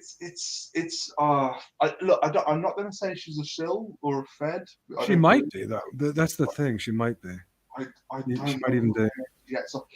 Because the thing is like when you listen to her, you obviously she was very heavily westernized. You would think she has some sort of Better, rapport. more common sense than that. Yeah. She understands a little bit about the country and people. I have never heard any British person say that they want to live under a caliphate. It's madness. Claire, what the fuck are you doing? To me, it sounds like a script that she's been given to, kind of troll and subvert white nationalists. That's the one that makes sense of doing something so irrational. Yeah, I don't. I think you might be correct. I'm trying to come at it from her point of view, but it just seems so bizarre. Yeah. It is. It makes absolutely no sense. But it is a shame because she does have enough intelligence to and enough, and in her criticisms of females and women could be very helpful because it's easier for her to do as a woman. So, and it's we need that because there's such a huge advantage to that women have in this disordered situation. You and I can't. Well, we can't. We can, but it's harder for us to make those criticisms as men. Yes. For women. Yeah.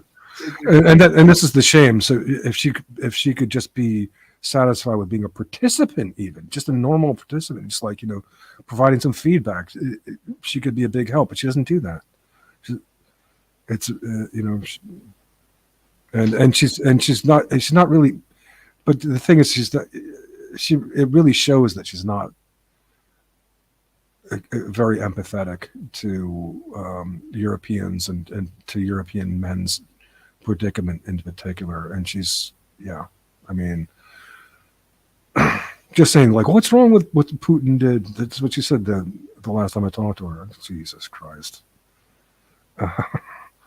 And she's always calling people anti-Semitic and saying that I know that I'm not blaming the kosher folks too much. Was this in the chat you were talking? What's that? Was this in the chat you were talking, or did you have her on? No, I had her on. Oh, I've talked to her. I always talk to her, and 9 times out of 10, I regret it. I've been talking to her for a couple of years now, and it's like she's always gaslighting me. I'll explain something with all the clarity that I can muster. I know that it makes sense, and she'll say, "I'm none the wiser. Nobody understands you." And it's like, oh Jesus. yeah, And, I have noticed that. Yeah, it's impervious. Listen, I understand Western men better than they understand themselves. Well, maybe some you do, Claire, but that's what I mean. That's pretty arrogant. But I'm not sure where she's from. Whether is she Cambodian or Chinese? She's Chinese, but she was she grew up in Malaysia, I think. Ah, okay. And then moved to England. Like I think she's trained as a lawyer. I don't think that she's ever practiced. She was in the BNP for a while. Interesting. And then how does it go? And she attracted some infamy by posing with swastikas and pictures of Hitler and David Irving. Yeah. And then maybe she's in a predicament where she has to kind of like overcompensate for that by taking up this angle of this Abrahamic angle and defending against anti-Semitism or whatever she thinks she has to do. The equivalent would be like being an English woman or whatever going over to sort of India and promoting Islam or any Abrahamic faith. I mean, it's absurd. It's just, I don't know what's going on. I don't want to go down that route. But I think you're correct, perhaps, that she's just an agent or a shill. she must be intelligent enough to realize this is madness. But maybe Why doesn't she go to China and promote it and defend the Uyghurs or something? Just like take that stuff somewhere else. In a pretty rough spot. Like last time I checked. And then yeah, so there was something else I wanted to say about the Claire history. How did it go? Yeah, she was with the BNP, and then more recently she's been kind of in a good way. I mean, it's somewhat sympathetic that she came to the defense of Alison Chablaz when she got into trouble for making jokes about the Holocaust or something. It's kind of nice of her, but really, she shouldn't be. I don't know. She shouldn't be encouraging this kind of victimization because, well, like what's his name? Dr. Christian Lindner was saying it perfectly. He's a Danish scholar. Died. Alison Chablaz is a victim of David Foreson's deception. It's really just a bad angle. You make yourself seem like the Phantom of the Opera or something, and there's no reason to do that. There's no reason to feel guilty about it and to think that you're going to. It's a magic key to undoing the guilt by denying it or mocking it or whatever. It just let's attend to what we need to attend to now. Nobody's guilty. Of its history, like you said, perfectly. I'm sorry to go back there again. Let's not get into that again. No, I agree. It's there's so much to say. I mean, like for some people, whatever their opinions are on what those events, they're against all the museums and all the articles in the press about it and the constant guilt tripping that they do.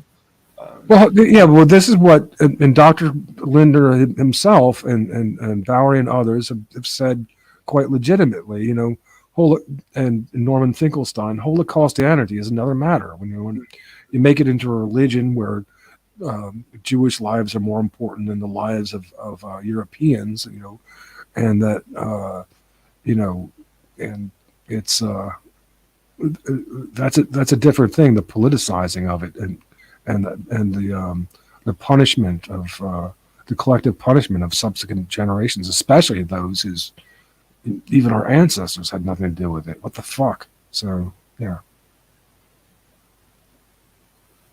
that's called Holocaustianity, though. I mean, it's a different thing than denial or even revisionism. But I've heard a good criticism of David. Now I'm doing it, but I will in this one second. Yeah, good criticism of David Cole in that, because he's sort of made a name for himself, siding with David Irving and Mark Weber in saying that, Auschwitz, they ho ho ho, they have wooden doors and there's no Prussian blue on the walls as there would have been. Well, these structures that have at Auschwitz now were rebuilt as a museum after the events, after the Nazis had destroyed this stuff. So, of course, it's not going to be evidence of gas chambers there. But if you listen, Mirth, to person after person after person after person who went through these camps and survived however way, there's so many detailed accounts of so many things that these deniers are going nowhere but stigmatizing themselves in the worst way. It's just like, I won't be associated with anybody who's going to do it. It's, your goose is cooked if you're doing that stuff. It's just too much evidence. And there was, there's all these, there's these detailed records in Berlin, if you don't want to do the gassing, if you don't want to believe in that, which there were, then there's these detailed records in Berlin of the Einstein's groupings, mass shootings.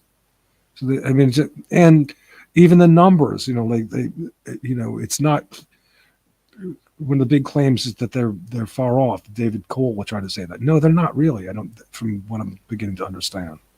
So just Mass shootings makes more sense to me. What's that? The mass shootings makes more sense to me. For sure. Well, it may make more sense, but there were the gas chambers too. I mean, especially even David Cole won't deny that with Majdanek and Treblinka and Sobibor, these were the more explicit about that. But I was almost like so many cases with the Nazis. It's like neo-Nazis. Not really believing that there weren't gas chambers in Auschwitz, but almost prepared to consider it. And then you hear person after person after person in these Steven Spielberg interviews talking about their experience at Auschwitz, and forget it. You can't make up, so many different people can't make up all these details. No, and Hitler's speeches, his two Poznan speeches about the final solution, and then the famous experience that he had in Ukraine where they were shooting kosher folks into a ditch, and he got brain splattered on him and found it traumatic and thought that saw other Nazi soldiers suffering for the trauma of it as well. He thought that it would be a better strategy to use gassing, which they started early on in the invasion here in Poznan at Fort 7. They were experimenting with gassing of mental patients, and they might have gassed some of the insurgents from the Wielkopolska uprising too, as well. They killed them at any rate. I don't know if they gassed them, but I saw these I don't know what to call them. These places that they used as gas, that they would have used as gas chambers. Fair enough. I mean, I think the whole point is though it's history, and it's like you don't need it. You don't need denial of this in order to say that look,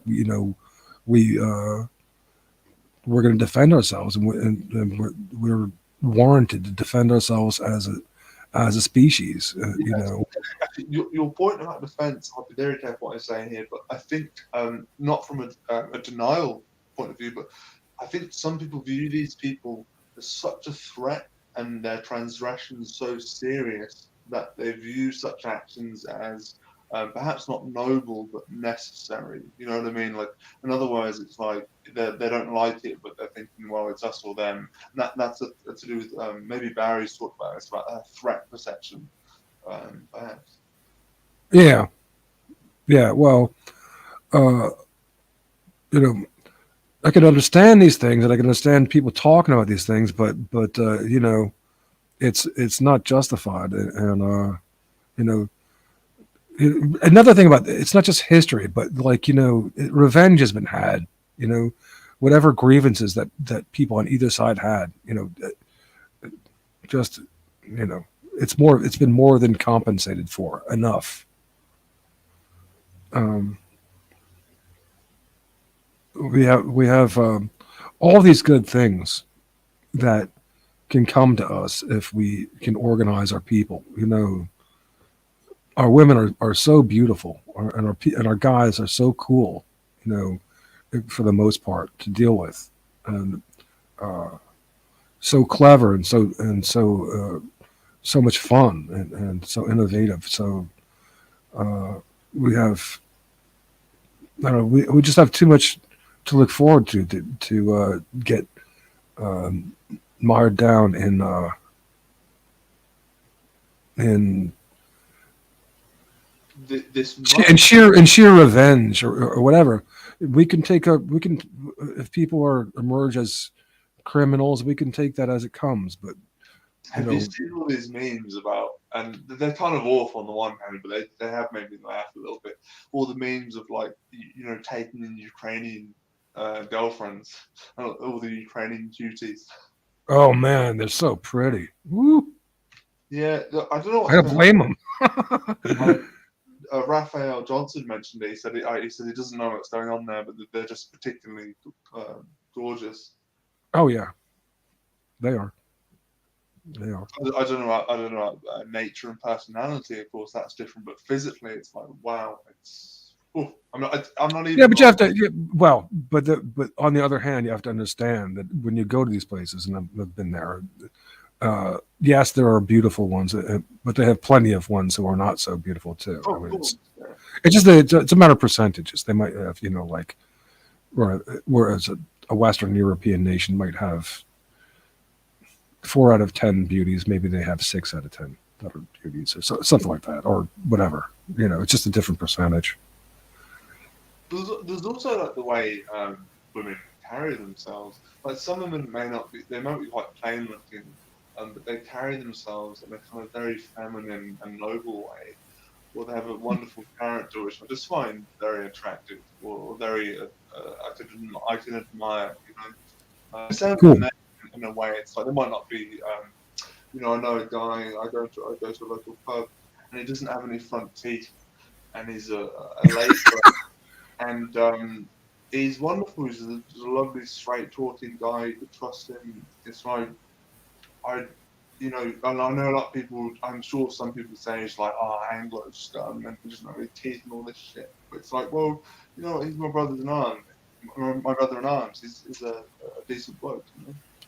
Well, I'm wrestling with this issue. I hear what you're saying, and Zedez, this woman who circulates in WN circles, basically wrote me off. Said, I'm unsubscribing to you because you're posting all these pictures of of beautiful women in sexy poses on your Twitter, and it's like, I kind of understand. There is this issue, and I'm advocating a full ecology, not just beautiful women, and it can be, I mean, there's so much that people add, and I don't want them. I don't want to destroy the confidence and the sense of self-value that people would have who are not perfectly beautiful. I'm not one of these eugenicists who think that should be killed. So it is an issue. This kind of, you might, for want of a better word, looksism, that that I, for one, could deal with better. I'm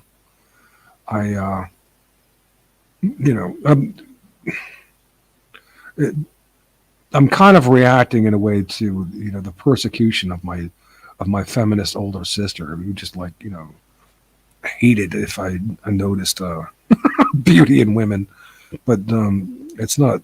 Oh yeah, they don't like that. Yeah, some don't, and I hear that some guys are getting persecuted for posting pictures of these beautiful Ukrainian women with guns. But sometimes I can't help it. These women are just so damn pretty. A lot of this, I think, honestly, don't forget we are mammals. It's a huge topic. We won't go into it now, but about consciousness. If we didn't have consciousness, we would just be somewhat intelligent apes, essentially. My point is that a lot of this is just about genetic fitness, and Dutton talked about this. Like exactly, yeah, definitely. Whether you think beauty is a sign of it's semiotic of health and fitness. In other words, it's like it's kind of, as I say, hard baked into us. It's you can't get away from it. And the liberal but then again, but it's there's also a truth that sometimes beauty lets people get by who are a bit stupid, and people who have to struggle a bit more are often not only maybe more intelligent inborn, but for the sake of the struggle, having to be more thoughtful and practical and everything else. I mean, it is possible to. I mean, if I don't know if you've had the experience, but I have of finally having the beautiful girlfriend and finding that it's really not enough of itself.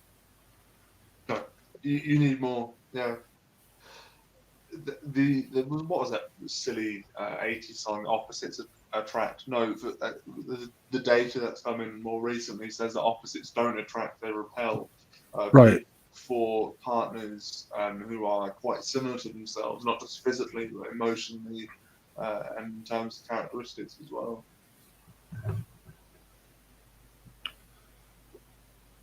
Let's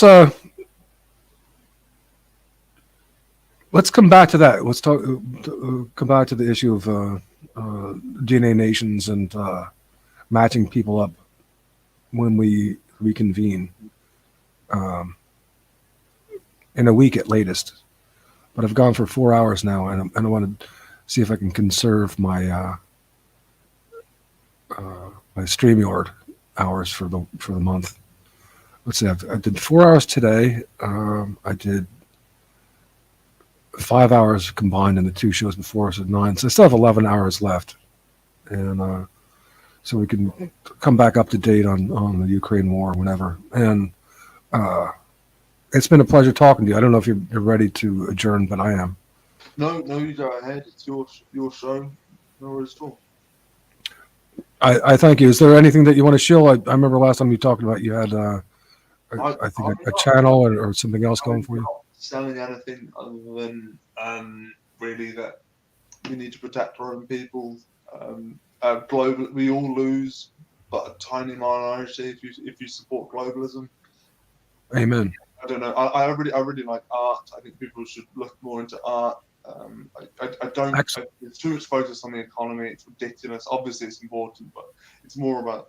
Oh, I'm glad you feel that way, because I'm more artistic in orientation and certainly not economic. I mean, I'm not bragging about that. I just it's like ugh. It's like. No, yeah. no. Other than that, I have nothing to sell, and it's been lovely to talk to you, Daniel. We'll talk. Thank you. Thank you for talking, and I look forward to talking to you again. Appreciate it. So, bye everybody for now. Bye Claire. Bye everybody else. Talk to you next time. Good night.